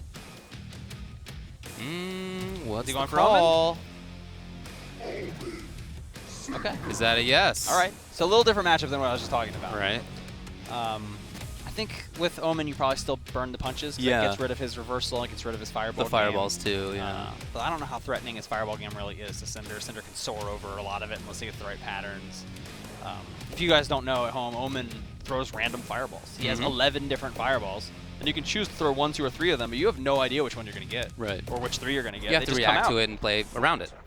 That's as correct. both the attacker and the defensive And player. some of them are not good, and some of them are really powerful. So you can get good patterns that have a mix of 3 extremely powerful fireballs that are very hard to deal with and let you do some silly stuff. But you also might get 3 duds. Right. And you might Might lose be last chance sad. qualifiers. Yeah, right, yeah. But up close, they always hit, and they have good frame data. And on blocks. that's not the only thing that the character's about either. No, definitely. No, we just saw him. I mean, he has great mobility. Get in well. So the PD change has been very kind to Cinder. Cinder is a character who's great at building a lot of potential damage. Oh, wow, wake up DP. And because they both. Yeah. Oh, that was great. Right, so he's burned out the punches like I thought he would. Right. And still doing gonna it, go straight though. back to the punch buttons. Very dangerous choice from Keisuke. Not letting him move. Low flames. Interesting, okay. Look at that white up there on the top left. Oh, and that it's life gone. bar, yeah, it's out of there. That was a nice quick cash out. Cinder has a ton of meter to work with. I do like that decision a lot. Escape just like that, okay. And of course he's going to flash kick. Yeah. Fire flash. Solid match from Swordsman. Casey has definitely got to rethink his strategy. There was a lot of control out of Swordsman. Swordsman didn't even do what I was going to say, which is build the PD and then good stuff. explode bombs on you, because taking chip damage actually prevents your PD from starting to heal. Ooh. Yeah, so that's a nightmare against Cinder. If he builds a lot of it on you and starts throwing bombs and blowing them up, you can't heal. Oh, Was that a so cross-up? sick! Yes. That's is so sick. Yes, that's tech that Skate popularized, and is mostly gone, but you can still do it with the shadow version. You That still was do it with the sick. regular versions. Oh, God. Yeah, it's really good. Interruption. Nice. He was waiting for it. It's really There's tough the punish. tough to get your air mobility working for you against Cinder because he has such an easy motion, autocorrect, huge invincibility window, huge hitbox Right. DP. The burn is It's gonna be there. Very tough. Oh, wow. Oh, yeah. Just throws it out. And again. Why not? It's easy. Wow, he is working on it. Very strong game. Yeah, this is a huge mountain for K-Skate to climb. Oh, that's the start of it. I like that. Setting things up. Good block. And that was so Pops smart it. to instinct Oh, cancel right back that. in. Yep, and you're toast. That'll be that. Not a full ultra, I applaud that. Thank you. Appreciate it. We can move on to the next one. Yeah, we'll play video games sooner this way. Yes, we will. Is our disdain for long ultra showing? Maybe. Yeah. Well, I really liked how he dealt with the air approach Yes. on Omen's side. I really liked how he dealt with not even just the air approach with Flash Kick, but also Oh, chasing down the back air movement with Trailblazer. We're straight back in, too. K-Skate is So he's going to try and make this work doing with it. Omen. Yeah. Could have swore I saw him playing Jago the other day. Maybe it was somebody else. You see him being more cautious. For sure. I think he knows Swordsman is Fire Flash nut and is going to do a lot of DPs. That was very clear from that game if Yeah. he didn't know beforehand. So he's going to block, and he's going to punish. Well, maybe the switch from Swordsman is going to be that he blocks more. We'll see. We'll see. Yeah. Okay, that was really Interesting. smart, because I Yeah. expected a flash For kick there. sure. That's what he did last time. Yep. Good blocks from Keisuke, but a lot of PD building up. Very dangerous Oh, yeah. situation. Ooh! This could be converted. Yes, it will be converted. That's a chunk. Oh, That could have yeah. got even more, though, because he had the air lockout. What a comeback. Just like that, he was losing significantly. We have orbs. That burn. That burn's there. Yep, burn's Not gone anymore. now, finally. And that's And the bar. lock. Wow. I really feel like Swordsman hit Keisuke twice. He burned him, though. And burned him, right? Yeah. Making great use of the potential damage trait of Cinder. Oh, in there. From the front still. And OTG bomb. Oh, these are cool little loops. Mm. That's new to me. I've never seen that. Thank you, Swordsman. You showed me something new. The burn is still there and exacerbated, too. Oh! Stop using that button. Yeah, you see legs. Because for those situations, he could press medium kick. He doesn't need to press... I think he was hoping that the burn would be gone, but... Yeah. He doesn't need to press medium punch there. Yeah, that's true. I mean, medium punch is a great air button for Omen, but if you're burned, just press the medium kick instead. It's pretty good. Broken out. Do not want to... Yeah, just be patient. There you go. Let it heal up. Well, I mean, I feel like it's going to be important that if he gets a chance. Good break. That he not only escaped the flash kicks, but that he also, punished them. Ooh, that was a good whiff punish, actually. Yeah. And punished well, not just grab. Yes. 15%. Well, yeah. Decent. But, yeah. Definitely better than like Still- a 9% grab. Yeah. Yeah. And important to see if you're the opponent. And that could be it. That lockout was very important. Oh, Yep, that's there it is. Swordsman takes it. I liked some of the changes that Keisuke brought out. Yes. It just wasn't enough. It was, well, we saw good adjustments from Swordsman, too. We Of gotta give course, him yeah, credit of for course. sure. He calmed down on the DPs big time in game 2.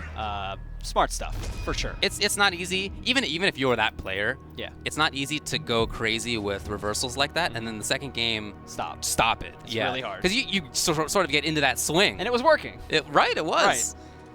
But he was very smart about when he changed things up. Good Yeah. work, good work. And he started doing it again only when he had Instinct to cover him. Cinder can make a pretty good escape if he pops Instinct in the air after a blocked Fire Flash. So It's we're not getting too bad. We are grinding through this. pretty far through this Yeah. first last chance qual today. Yeah. A lot of big names left. We got Julio, great Let's Riptor see player. how many we're in. Maybe like Illusion is a great Cinder player. let's see. Gutter Magic, Armored Death. Wow, man. Such a dangerous bracket. Charlie Boy. Screw Attack guys are in, Justin and Nick. Domi and Kev Bones. Oh, that's going to be sick. I hope that's on stream. Kev Bones just beat Devil May Care. Nice. Devil May Care's TJ is so good. Right, yeah, I've seen. It's so good. He was one of those guys who had like a crisis of faith this week, and he was like, I know about the broken stuff with TJ, but I don't want to use it. I want to win with honor. And I was like, stop it. Boo. Stop it. Boo. Use the broken stuff. Yeah. Use the good stuff. Get your win. Any names that you see who have been eliminated? Oh, man, that's a big list of names. Yeah, I mean, there's a ton of people who are out. There's so many names. Yeah, there are. Climax is still. Oh, Climax is out now. King Koopa Yep. got him. Yep. KI for Life is still in. Nice. I don't know who this Dutchy Cheatin is. I don't know this person. I want to see that person play. Okay. Hank Hill's still in. Awesome. Beat Icewater too. Wow. Icewater's Glacier is really good. Again, this is all single limb. Until Yeah. tomorrow. Well, there's 3 more of these today. Yeah, yeah. Cat Drugs got Right. beat, it looks like, by Kev Bones, yeah. I can't wait to see more Kev Bones Arbiter. I want to see what he does. Mm-hmm. Chidez lost to Domi. I wonder if Domi's been rocking Kilgore the whole bracket. I hope so. We just saw Swordsman. He's going to go up against SA Justin Torrey. Yeah, we got a match on deck for you guys right now. It's going to be Jackal versus Chevy Boy. I am not familiar with Chevy Boy, but Jackal's Gargos is pretty scary. But it looks like we have an Idol on the screen. Oh, cool. Chevy Boy playing Idol. And a Gargos. Yeah. I'm down. Idol is one of those probably top 5 characters that's super underexplored. A couple people out there are doing work with them. I know Delta Rayquaza, I think he's in the UK. He's made a splash with Idol recently.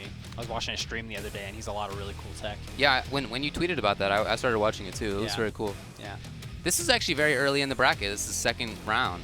Yeah. So while on some parts of this bracket we're pretty deep, you know, it's a big tournament. It really is. It's a big tournament, so we're still fairly early on some matches as well. Looks like he may still be considering Yeah, I'm not things. sure what he's doing. Maybe he's dealing with a controller issue or something. Hard to say. Or... yeah, not sure. Oh, did they switch? Oh, they were on the wrong side, maybe. Could be, could be. I don't know. We'll see what they end up with. Well, we're gonna Is see. it Red Gargos? I hope so. We're gonna see the 2 quote-unquote boss characters from the old games face off, and they're both hugely tall, very gigantic characters, but you won't be able to tell. Yeah, right. Yeah. Because they're both very tall, and you'll have no frame of reference. Right.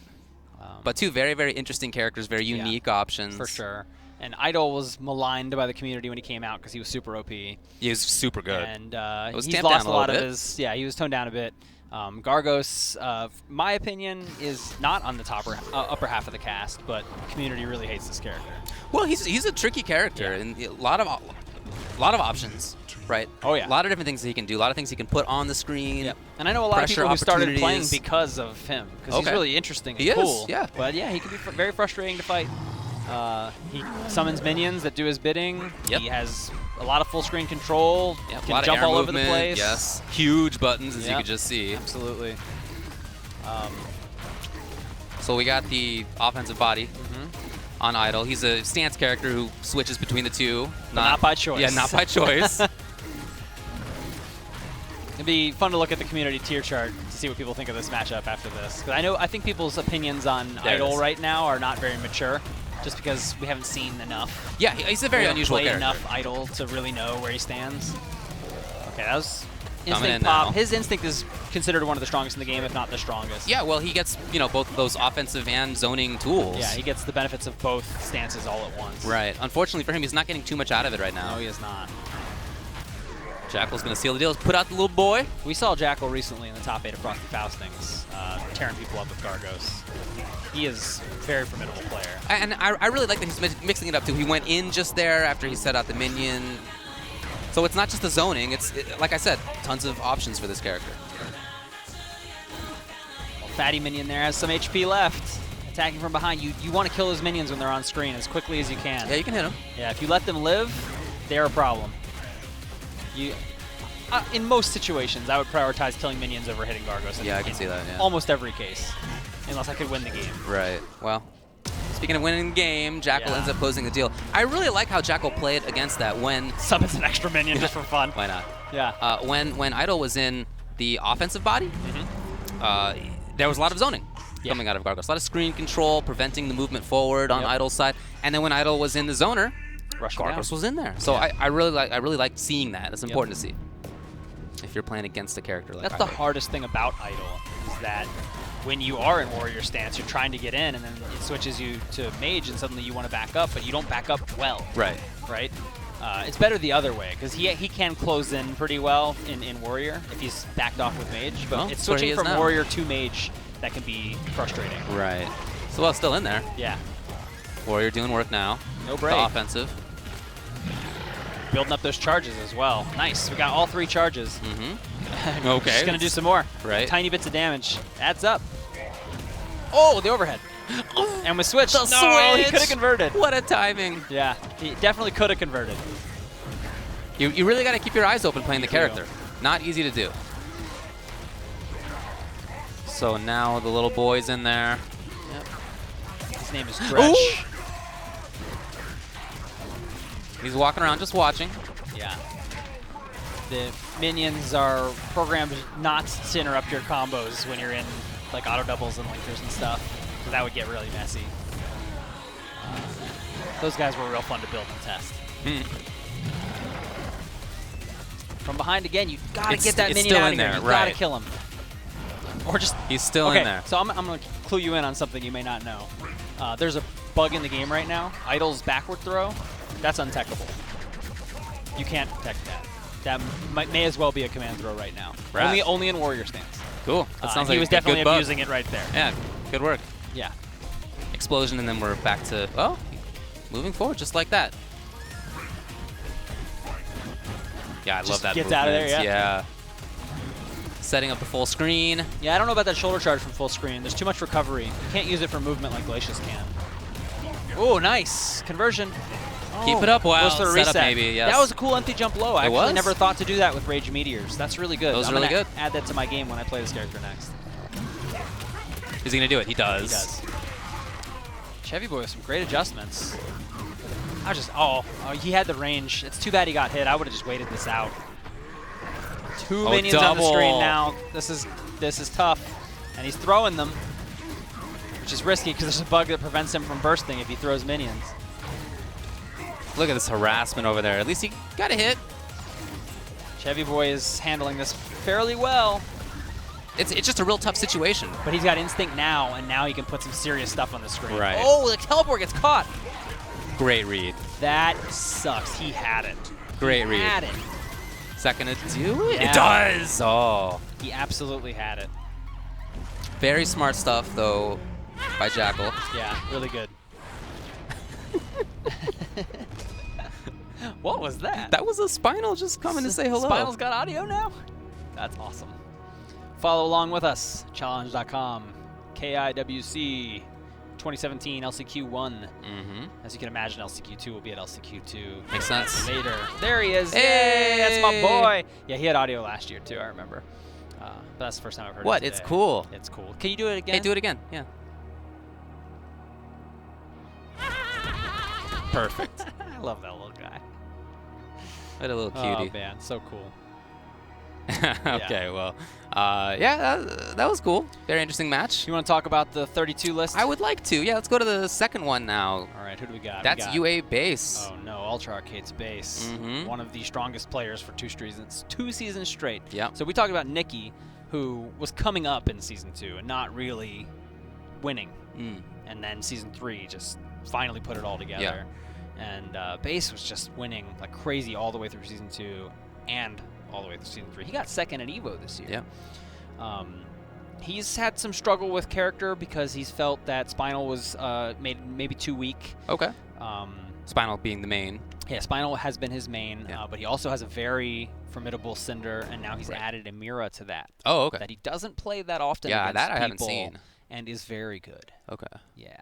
So he has options as well. I think most of the time you'll see Spinal and Cinder out of him, but you could see Mira pop cool. out because there are some matchups that she deals with pretty well that I think he likes. Okay.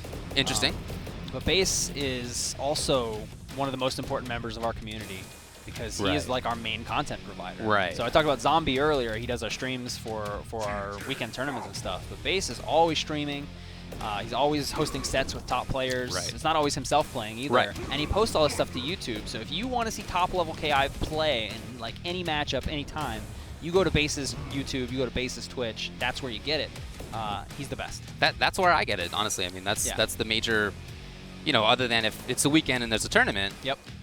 And it's really That's where I cool. check it out. It's really Great. cool when Very he'll helpful. give sets over to commentators and let them commentate over the Yes. sets. Cool too. I love those like Stage Jam commentary tracks. For sure. That stuff's awesome.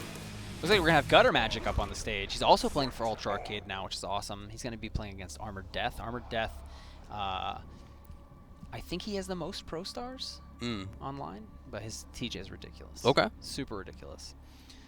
And of course, Gutter has played With the Thunder, Thunder. and only Thunder. Yep. Gutter can play a lot of characters, surprisingly, but he I know only he's a big competes fan with of Thunder. He's a big fan of the grappler style. Yes.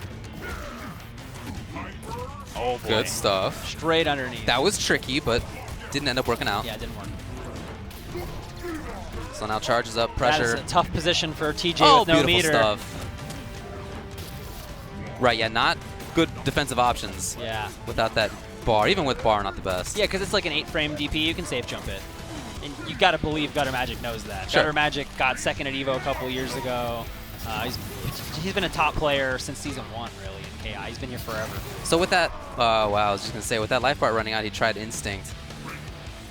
A little bit of it left. Yeah. Some speed boost. Yeah, it's tough. Armored Death got it started in round 1 and then just kind of let him slip out and hasn't been able to start again since. Yeah, threatening a little bit here, but... Oh! Oh! All right, all right. Interesting call. Nice. Hits him with the Superman punch overhead and converts a little extra damage off of that. Where's he going here? I love that dash. Yeah. That was good. I think maybe he wanted Shadow Powerline there. I guess that makes probably sense. would have worked. Right. Wow, Gutter. That is huge. You're such a mean man, Gutter Magic. That might seal the deal. Yeah, definitely. That definitely did. Yeah. TJ's got last breath, but this is... I don't know if this can be done. Yeah, even Chip is Only obviously a giant true now. master could do this. Oh, the grab, though. Yeah. That's medium, right. You can see how many hits the first uppercut does, and then break the second uppercut, because you can tell the strength from the first one. The TJs have tricks, though, to make some of the hits whiff on the first one. So you'll see one hit and think it's light, but it was actually heavy, because they did it earlier on purpose. Okay. Which is really neat. Getting Armored some bar. Death is still alive. Yeah, look, he can't even take Chip. Nope. Yeah, there it is. There you go. Even if that had been blocked, Yeah, I think he yeah. might have died. Oh, he'd be dead. Just from Chip. For sure, yeah. So, he kind of woke up a little bit there when it was too late, Yeah. but it's a good sign for the next game moving forward. Again, he got started and just let him slip out. I think if he can tighten up that vortex a little bit, maybe do some stuff Gutter's never seen. TJs have super layered flip out mix-ups. Try to anti-air, no. Big jump fierce button. There we go. Oh, here nice it is. punish. Yeah. Good whiff punish. Okay. Into the grab. And now where? Front. Oh, nice. Yeah, There's going such good low. mix-ups with that. Once you have that dash powered. And that's the life bar. Gutter. You're so mean. You're How a mean much man. damage was this now? 50. Yeah, Thunder actually used to hit harder than Right. this. He can still, on a lockout on a counter breaker, score 75%, but he used to be able to get around 85. Okay, great jump back. Great conversion there too. Oh, yeah. When TJ's doing auto barrage, if his third auto barrage hit is heavy, he can actually link back out of that, manual back out with a light and get back into the normal combo system, which is what he did on that lockout, so he could get the ender that he wanted, rather than doing the auto barrage ender. Well, right now it's still not working out for him. Sure isn't. Oh, he had a call.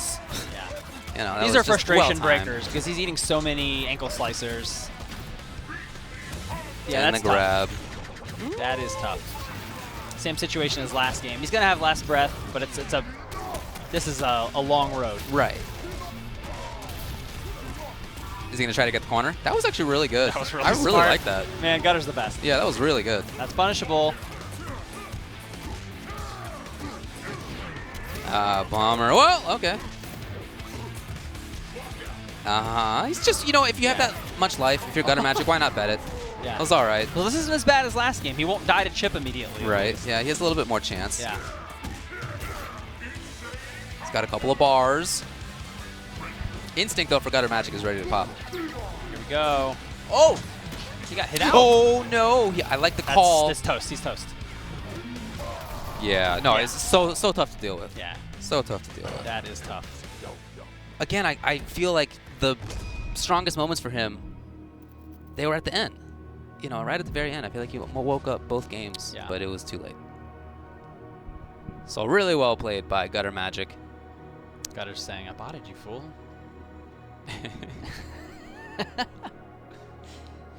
Oh man. Let's see where that is in the We'll bracket see. here. We'll see Armor Death again. That is, so now it's Gutter Magic versus Rubius Star, I who don't beat know Zero. Rubius. Wow, nice.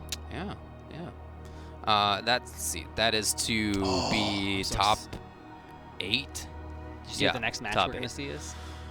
Domi versus Kevbones. I'm so excited about this. This is a cool matchup too because Arbiter has the overshield that lets him ignore projectiles. Yeah. And Kilgore's just like pumping out projectiles. Right, sure, okay. It's interesting. I played this matchup a lot actually with Isaac because he only plays 2 characters. He plays TJ and Arbiter. So when I play Isaac, I'm playing one of those. Right.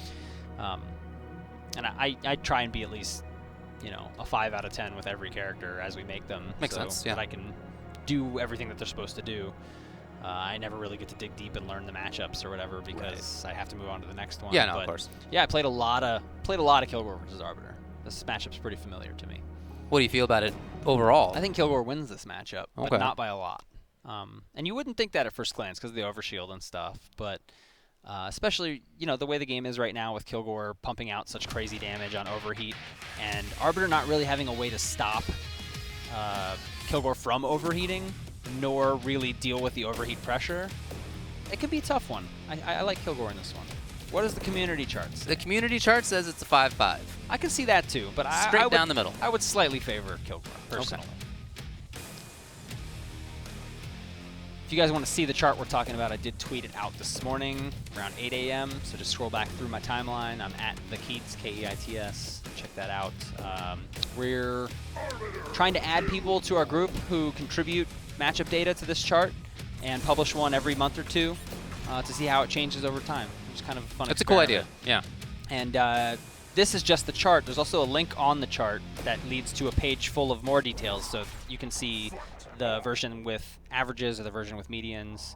So you can see means versus medians. And you can also compare the data to the last version and see how much it changed. That's cool. Which is really, really fun. If you like numbers and you want to geek out over this stuff with us, hit us up or just check it out and tweet at me and let me know you think it's cool. It's always cool to haggle about that kind of stuff, argue about things. Yeah, I mean, it's an opinion chart, right? Right, It's yeah, just of a bunch course. of people's opinions smashed together. Maybe it's accurate, maybe it isn't. Right, yeah. I agree with some of it, I disagree with some of it. Yeah, sure. But the real coolest thing about it is the Discord we built around this to do this has really gotten people talking. Because when they disagree, instead of just going separate ways, they try to change each other's opinion. Okay, that's good. And that leads to a match. Yeah. Which is like, well, let me show you why. Right, yeah, for and sure. then they're You playing have to prove it. And then the discussion starts to evolve, and they start to discover more things about the matchup that neither of them knew before. Right. And then you start to see the data kind of change right in front of you as people's opinions sway. Really, really fun. I would love to see this happen in like every community. Yeah, it's a really cool idea. I'm not going to say it's a small amount of work. No, of course, yeah. It's quite a bit of work, but I think it's worth doing, especially if you're passionate about a game and you really want to dig deep into it and fully explore it. I'm pretty hyped for this matchup. Yeah, this is pretty deep as well. This is to make, looks like top 8 in today's, you know, in this LCQ. In LCQ 1. Or maybe 6, no, it's top 8, yeah. All right, Kilgore versus Arbiter. Winner of this will play against Hank Hill. Hank Hill, very good. Very good TJ. I don't know who to pick here. 'Cause I just really want to see what Kevbones can do against someone who challenges them. And I think Domi will. I would think. Yeah. They used to play a lot of Arbiter in Japan, so I'm sure he's familiar. Right. But they have also abandoned him. Everybody thinks he's bad now. Okay. Yeah. Straight up. Yeah, no. Yeah. Okay, checking things out. Well, I mean, he has a lot of screen control, a lot of movement. Nah, this is not real. They're just checking buttons. And they're giving each other the thumbs up. Yeah, they both have quite a bit of screen control. I would think it'd be a really interesting match from that perspective, right? Trying to establish the control first. So we'll see what they do. Not looking for a character change. No, that's what it's going to be. Domi here from Japan. As we said before, he's been a big threat in the past as well, formerly top 8 at EVO. And threatening to get top 8 of this first last chance qualifier. Same thing, of course, though, for KevBones.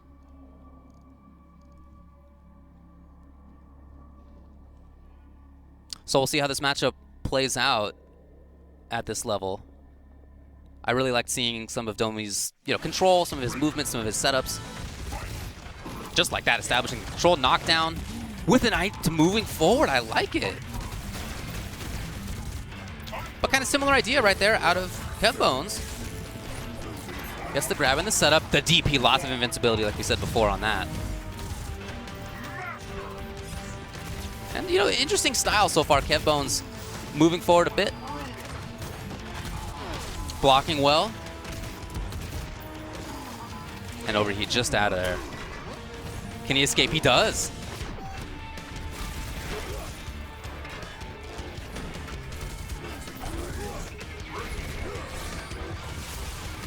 Pressure in the corner now, and the lockout. Still maintains corner, of course. And the DP again, that's been twice.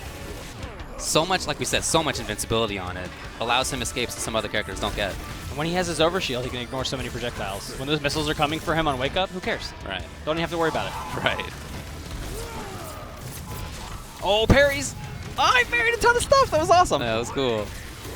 In there again. And the break. That was a whiff parry. The overshield counts as actual health. Right. For Arbiter. So he's actually giving himself real health every time he pops that thing. Nice work. Those buttons have been very helpful to him. KevBones wants to show people his character's not weak. No, he still seems strong. Good. Yeah. That was really smart to do air grenade to hover over. That back here is such a good zoning tool. Yeah, buy yourself some space, build some heat, get some spin speed. Oh, that was cool. Interesting. So he got the shield and then immediately burned his shield on blowing a grenade up in his face, got the stagger, got the conversion. His back and forth right now is good. Yeah, I've never seen an Arbiter do that. That was really neat. Well, if you're playing a character that other people think is bad, you have to come up with new stuff. You absolutely do. That was opener ender. Definite accident from Kev. Kilgore saying, my gun shoots a lot more bullets than yours. Relax for a second. Yeah, gun not the most useful thing in this matchup. Jump gun occasionally, but ground gun is pretty tough to use. Whoa! Oh, trying to take up space. Wow, that's speaking of space. Yep. Got to be careful. Look at that. Wow! He hunted him down. Oh, and no, he ended it too early. Yeah, much too early. Could have got way more damage. Right. Yeah. Oh, that's gonna finish it. Yes. Wow, Kev, amazing work. That movement forward, he had to set up that offense. Yeah. It was jump, a delay. It was not the third jump. Oftentimes you see people jump twice. You think, okay, I'm going to look for the anti-air. But no, he stayed on the ground, began things very smartly. That was a fun match. Yeah, that was cool. Really pretty wild, really. Yeah, that was pretty good. All right, let's see if Domi can adjust. I don't think he has huge adjustments to make. That was fairly close. He's getting clipped by these a ton, though. They're pretty negative. They're like -6, but it can be hard to punish if you don't have a 6-frame medium because of the spacing. Nice blocks. Good punish. Good work, yeah. Now, keep in mind, we've seen Wake Up DP a lot, but... Oh my god! Kev, stop it. Look at this guy. Setting and it up more again, pressure. And he doesn't believe in Dragon Punch. Yeah. He doesn't believe it's going to come. Oh my god. He could have done a 3-grenade loop, but he didn't. He saved the third grenade for the setup afterwards, which got him the kill. Right. From the Seemed more command valuable. grab. Yeah. And if he had jumped out of that command grab, the grenade would have blown him up anyway. Right. That was pretty. I don't know how you can call this character weak. This character's so good. Oh, big damage. Speaking of, that's a huge cash out. Yeah. That's certainly something that Kilgore 52% one chance break. Right. Oh, almost dashed through it. The backwards movement saves Domi. I like that jump forward a lot. He had been moving backwards and try to escape, but to jump forward over, that's good too. Domi's got the heat. Here comes the potential damage. No! Oh, too close to the corner for that to work. You have to adjust it. In there, And lockout. 4 damage. Oh, it still doesn't work. It's the corner. chases it down. So when you're in the corner, instead of doing the guns, the medium guns that rise up, you do the heavy guns that shoot up and pull down. Makes sense. And those combos still work. Now Kevbones is not out of this. He has, he's a character with a good snowball. Yep.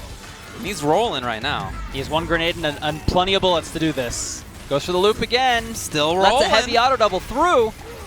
Still rolling. Oh no, Domi, get out of there. He's not risking anything. Oh, Domi is not risking He's the break. almost got another grenade on how long this is taking. Oh, and I like the ender. He wants to try to just get this kill from far. Can Oh, he do it? stuffs He the missiles! does! He shoots him in the toe to stuff the missiles and takes him out. Domi is out of LCQ1. I love Kevbones Arbiter. Kevbones, Wow. I love how he sealed that deal. He got the damage, he got the end with the guns, and then rather than continuing the pressure, where you risk, Dragon Punch, any number of things, he just moved backwards. Shoot Safely done. Yeah, let's hear it for Kev. That was awesome. Very nice. You will respect Arbiter by the end of the weekend. That's what Kev says. Yeah, he looked good. Yeah, it looks like him and Keith. Yes, point at the camera. That was awesome. That was so cool. Oh man, my heart's pumping from that one. That was a really good one. Yeah, really good. Yeah. Well, I don't know what else to tell you. That was a sweet match. Yeah, for sure. I can't wait to see more Domi in the next few LCQs, though. I do think his kill war has what it takes to take one.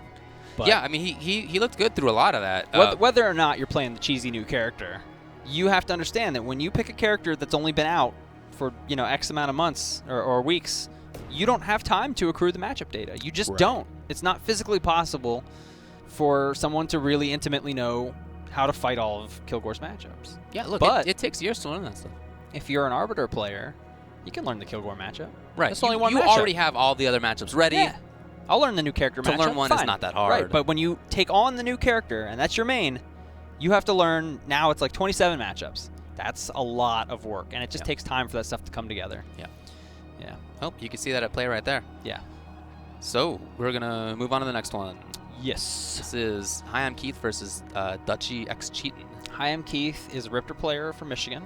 I do not know anything about Cheatin'. Okay. But I hope he has some cheap tech. Yeah. He's gotten pretty far in this bracket so far. Yeah, well, we're deep. Yeah. Who did you beat to get here? Let's see. Okay. KI for Life, that's a strong player. Okay. And I don't know any of the other people he beat. Got but it. he beat KI for Life. KI for Life is a very strong player. No slouch. No slouch at all.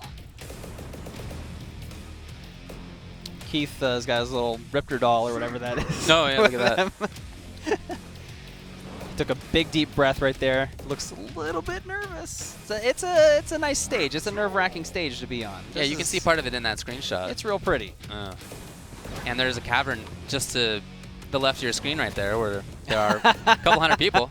The little talisman. Shout there out to to help the him out. production crew for showing us all the sights here at KI Cup. Yellow Cinder. All right, we got a Cinder player. That's cool. Wonder what the community thinks of this matchup. Well, I can find out in a while. Out. It's kind of complicated. Well, we got a 15-second load time, so we can do it. Actually, I might be able to. Let's see. 5-5. 5-5. All right. That's what the community thinks. That is. Let's see what these players do.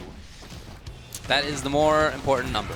Very smart. So that's an important message to send to any Cinder player. If Cinder is going to try and harass you with Trailblazer forward and then up forward, if you block that, you can press jab with any character in the game, right? And it'll always do stuff anything he tries to do. Right. So the adjustment you're going to have to make if you're Cinder and you see them doing that, and you want to do a second Trailblazer, is you have to do Trailblazer forward and then down forward, because that'll do the ground explosion, and you'll still be -3, and it's shadow counterable, so there's another risk there. But they can't jab check it. Yeah. Important set of mix-ups for sure. Yeah. So we've seen Keith knows what's going on. But this play from Dutchy X Cheatin', it's just been very movement offensive based, and all of a sudden settled down just like that. I like it. Oh, stuffed by the Crouch Fierce. Riptor, one of the best crouch hard kicks in the game. He's been active on his wake up almost every time. Yeah. Keith gets the read on it. That's going to be a trend you'll notice with KI players, is they're active on wake up every time. Yeah. I mean, especially when you got the flame on, it's all right as Cinder. Oh my goodness. Harass. So many crouch hard kicks. Yeah, definitely one of the strongest sweeps in the game, for sure. In Season 2, it was very negative, but it's reasonably negative in this. You can use it. I love that he went in for the grab there. You know, rather he's already seen I Am Keith try to press buttons, wait for it, press buttons. So, okay, grab instead. We're going to get some PD. I don't know if we needed it, because Keith is so close to dead already. And it's all healing back. Oh, block but no shadow counter. Oh, he had the read, really? Is he going to go in still? Okay, there's the, yeah. The raw damage from Cinder's Fire Flash DPs is just not very high. Right. If he's not going to be fired up and try and convert it, you can eat them. Right. And it's not that bad.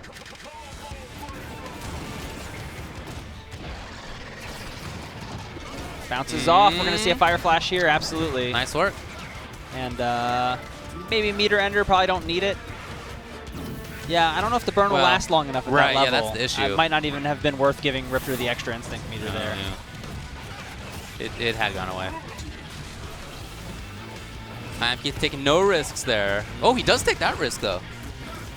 Tried to break. The feeder burned this time. He's been going for punches. Oh, that you were talking about that sweep, right? Yeah.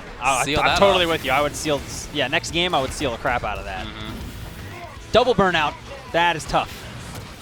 That's like my Cinder Holy Grail. That's what I try and do every game. But that's burn it. If you're out the Keith, punches you and know the you kicks. only need a hit or two, so he's willing to take that. Oh, That's yeah. exactly what happened. And that's the time when you stop caring. Right. When you're at chip death, just Do- hit him with do the something. thing. Who cares if you add more PD? Yeah. Just do it. Just end it. And do a full ultra and waste everyone's time. Hey, you know what? He ended it quickly on one side and not so quickly after that. All right. Yeah, I think it was a good adjustment. Late game to burn kicks. I think he'll probably start there in game 2. Right. And we're gonna have to see an adjustment too on how he deals with the wake up game. You know, if your opponent is very wake up activity happy, then you can do what you know we saw a little bit there from I Am Keith. Set up a fireball, back off, and wait it out, and know that if the opponent blocks fireball, fine, you can set things up. Now it's time to pressure. If they do the DP, you get the whiff punish, right? It's a safe way to still control the situation. It's maybe not optimal, right? You're not gonna get the maximum damage out of that stuff, but it's a safe way to control things. Yeah, I think we definitely need to see some different wake-up options. If we're going to be so active, we need to see the occasional backdash or even the occasional crazy thing like wake-up Trailblazer or dash forward throw. If the or opponent's going to something back weird, off, right? Just to get it in the opponent's head, hey, I'm a crazy person. You can't count on me to do anything specific. It's always useful in strategy games for your opponent to think that you're a nut. Yep. Wait till you see Rebello play this weekend. That's his entire style. He knows what he's doing. Yeah. But his opponents don't think he does. It's great. Yeah, that's the best case scenario. I love it. If you do know and people think you're an idiot, then that's the best. Yep. So look at this. And exactly like we mentioned, I love the choice. Absolutely. He has the life lead, position's good. And Why I take like the that risk? he knows the matchup well enough to use the mortar there instead of the carpet. Because the mortar is going to get him the positioning he wants back, and the carpet is not. Oh, blew up right in his face. That's fine. That's not a lot of damage. Riptor jump heavy kick, also a very strong button. Her heavy kicks are some of the best. Such good preemptive play out of I Am Keith. He's not letting Dutchy X cheat and set things up. He's not letting him move. Yeah, and I love his patient kind of space control footsie Riptor style. Right. Not a lot of nuttiness. Occasional moments of nuttiness, but not a lot. Well, once you have a read on somebody, you don't need to bring out the nuttiness. If you know that they're going to be a nut, that you can take advantage of it, then you can slow it down, yeah. So very good understanding of how to play. That's an unfortunate whiff on the shadow counter, but no conversion for cheating. Well, the grab at least. OTG bomb. Yes. Oh, that was cool. That was a good one. Still needs a little bit to take down this life bar. Wow. I'm surprised he stopped blocking. That would have chipped him out anyway, I guess. Oh, man, that's so good. Knocking him down. Or no, he did the flame stream. He didn't do the clap. That would not have killed. So if you're Dutchy X cheating, he has settled this down a little bit. It's more about the control right now. Oh, what timing. Yep. Oh, and that's going to be Fire Flash. There you go. And we're going to convert that into a ground combo. Raise the under level. Nope, unfortunately, it did not go up. We got stuck at level 2, but we got the burnout on the arms. We're not seeing the legs like we thought we were. Right, that's what we expected.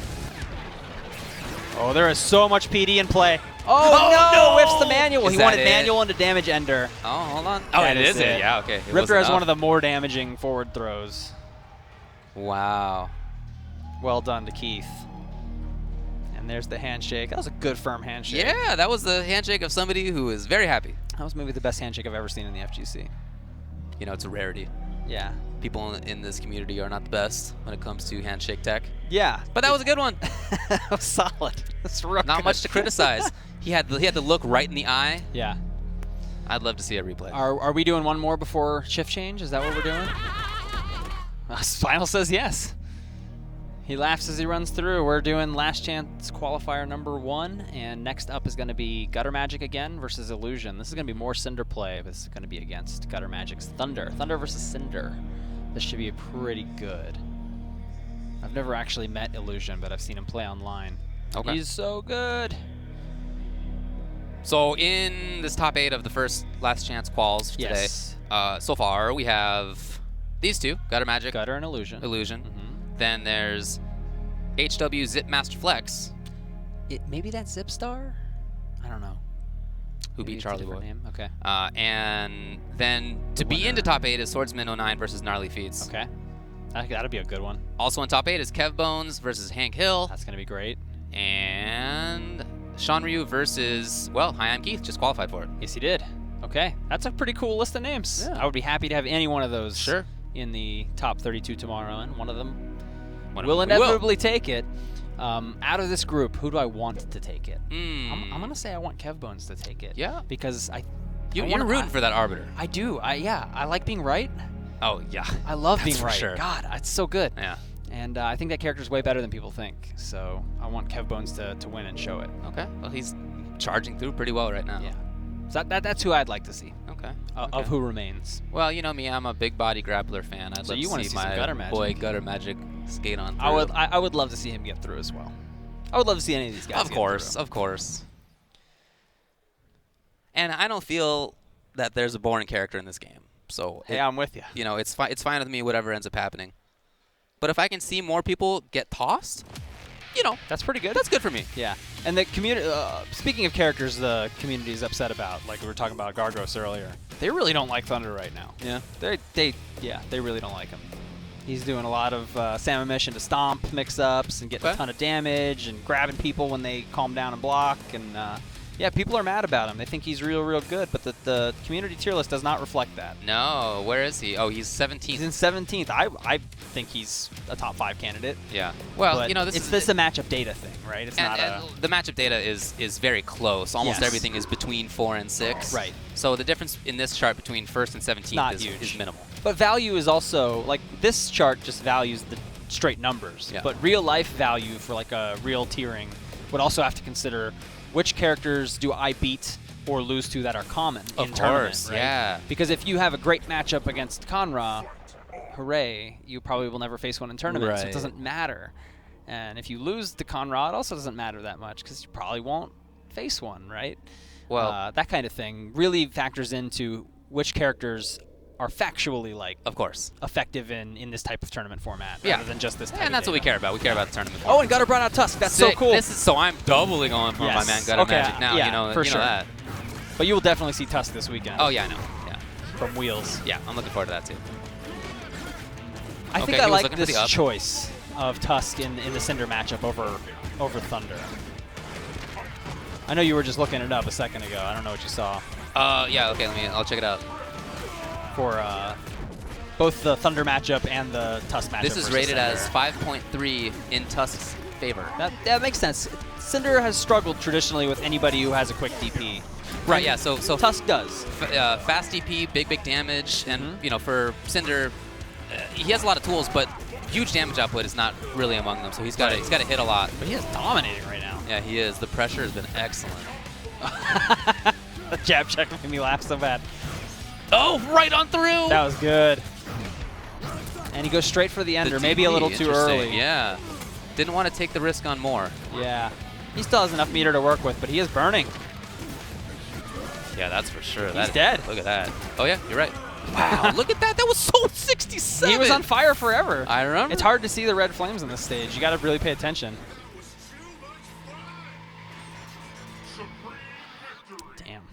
Yeah, it was just so much pressure. I don't know what to say. But I mean, personally, having fought this matchup quite a bit, I feel like it's fine for Tusk as well. Yeah, I feel like he deals well with somebody who tries to approach. Yes. He has, especially from the air. Yeah, because Tusk can, Huge without buttons. being an airborne control character, he controls the air really well with his stand fierce and crouch fierce. Absolutely, and like you said, quick DP. Yeah. He has everything he needs to stop people from being silly in the air, but it's like Illusion doesn't care. He's not playing nonsense in the air. He's playing on the ground with Tusk, which is deflect. cool. Trying to get something going. Certainly looking better. His gutter magic. He backs off. He was worried. Oh, that does so much raw damage. And he well, okay, it was broken. No, that's fine because it leaves PD for sure. And it's damage. He's gonna get it. Oh, almost there. If that had been jump strong, maybe. But trying to set up the approach with that. Now caught on the other side. I like this from Illusion right now. Oh, just controlling. no. So that's a really neat Cinder trick.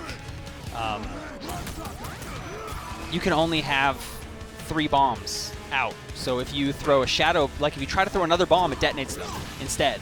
But if you throw a shadow bomb and it's too many bombs, it both throws the shadow bomb and detonates the other bombs. So you get to detonate those while putting another one on them with quicker startup than usual. That's a really cool thing. Wanted the reset there. Oh, nice. And it's the breaker attempt, and that's going to be big business. Yeah. Gutter's definitely turned this around. I really do. I love that. I'm so glad he uses Skewer, and that's such a Gutter-style move. Oh, yeah. He loves doing like heavy auto doubles and letting them rock, or Taking doing those counter risks. breakers. So him using Skewer is just perfect.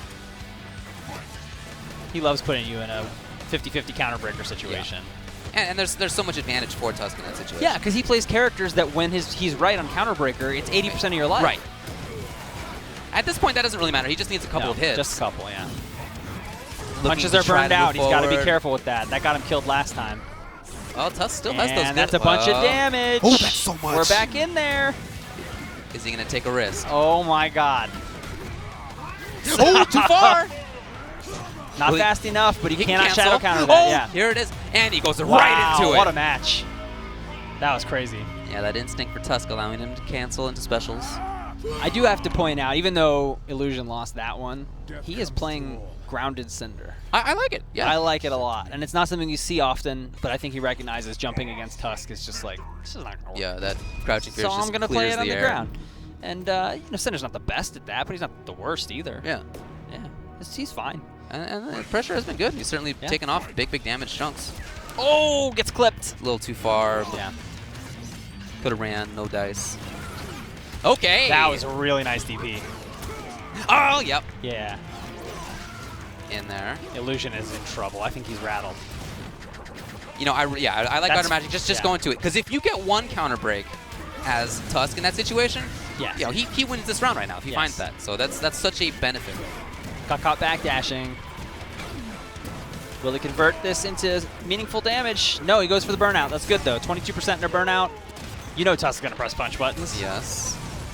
He has good kicks, but from afar, he wants to press that fierce. Yes. But the burnout is over, and Tusk is healing. So a little bit more patience. Oh, that was so risky, and now he's going to lose all this life. If he had been just slightly more patient, that was almost ready to kick up its healing speed and heal back. The longer you're healing, the faster it heals back. Oh, that's cool. Ooh. Hold on. Grab. Yeah. Oh, I really like the TP. That was so good. Good read, David. And the meter ender, very smart. So here's that screen control. Cinder has so many Oh, great he's uses trying to for go in. meter. Oh. Straight to the burnout. Very nice. Refreshes the burnout. Wow, He okay. did. You know, Yeah. I don't know. I got to tell you, I feel like you set somebody up for counter breaker for a long time as Tusk, and you got to make it count, but there was such little life left. Yeah, no life. In any case, again, he only needs a couple more combos. Oh, man. Right through! And the lock. Oh, That this is a hurts. Keeping the meter. And go for a skewer? No, no skewer. Wants to maintain the position this time. That was smart. That could have been the it's game. not over. It's not over. Yeah, but he could have been. He gets Oh, auto doubles sure, off of could have that. been, yeah, He could have done ultra right there. Yeah. Now he's in a risky position. He's got to make his way back in. Oh, Illusion's man. there first. Oh! Gutter might have just thrown this away without doing ultra. Is that what he did? It's looking over. Oh, Yes! he did. Killer. That's brutal. So well played by Illusion. Look, if your He opponent had it. If your opponent makes the mistake, though, it's on you to capitalize. Yeah. Sure enough, that's what he did. That's a heartbreaker. But we'll see him again in Yeah. LCQs 2, 3, and 4. Yeah.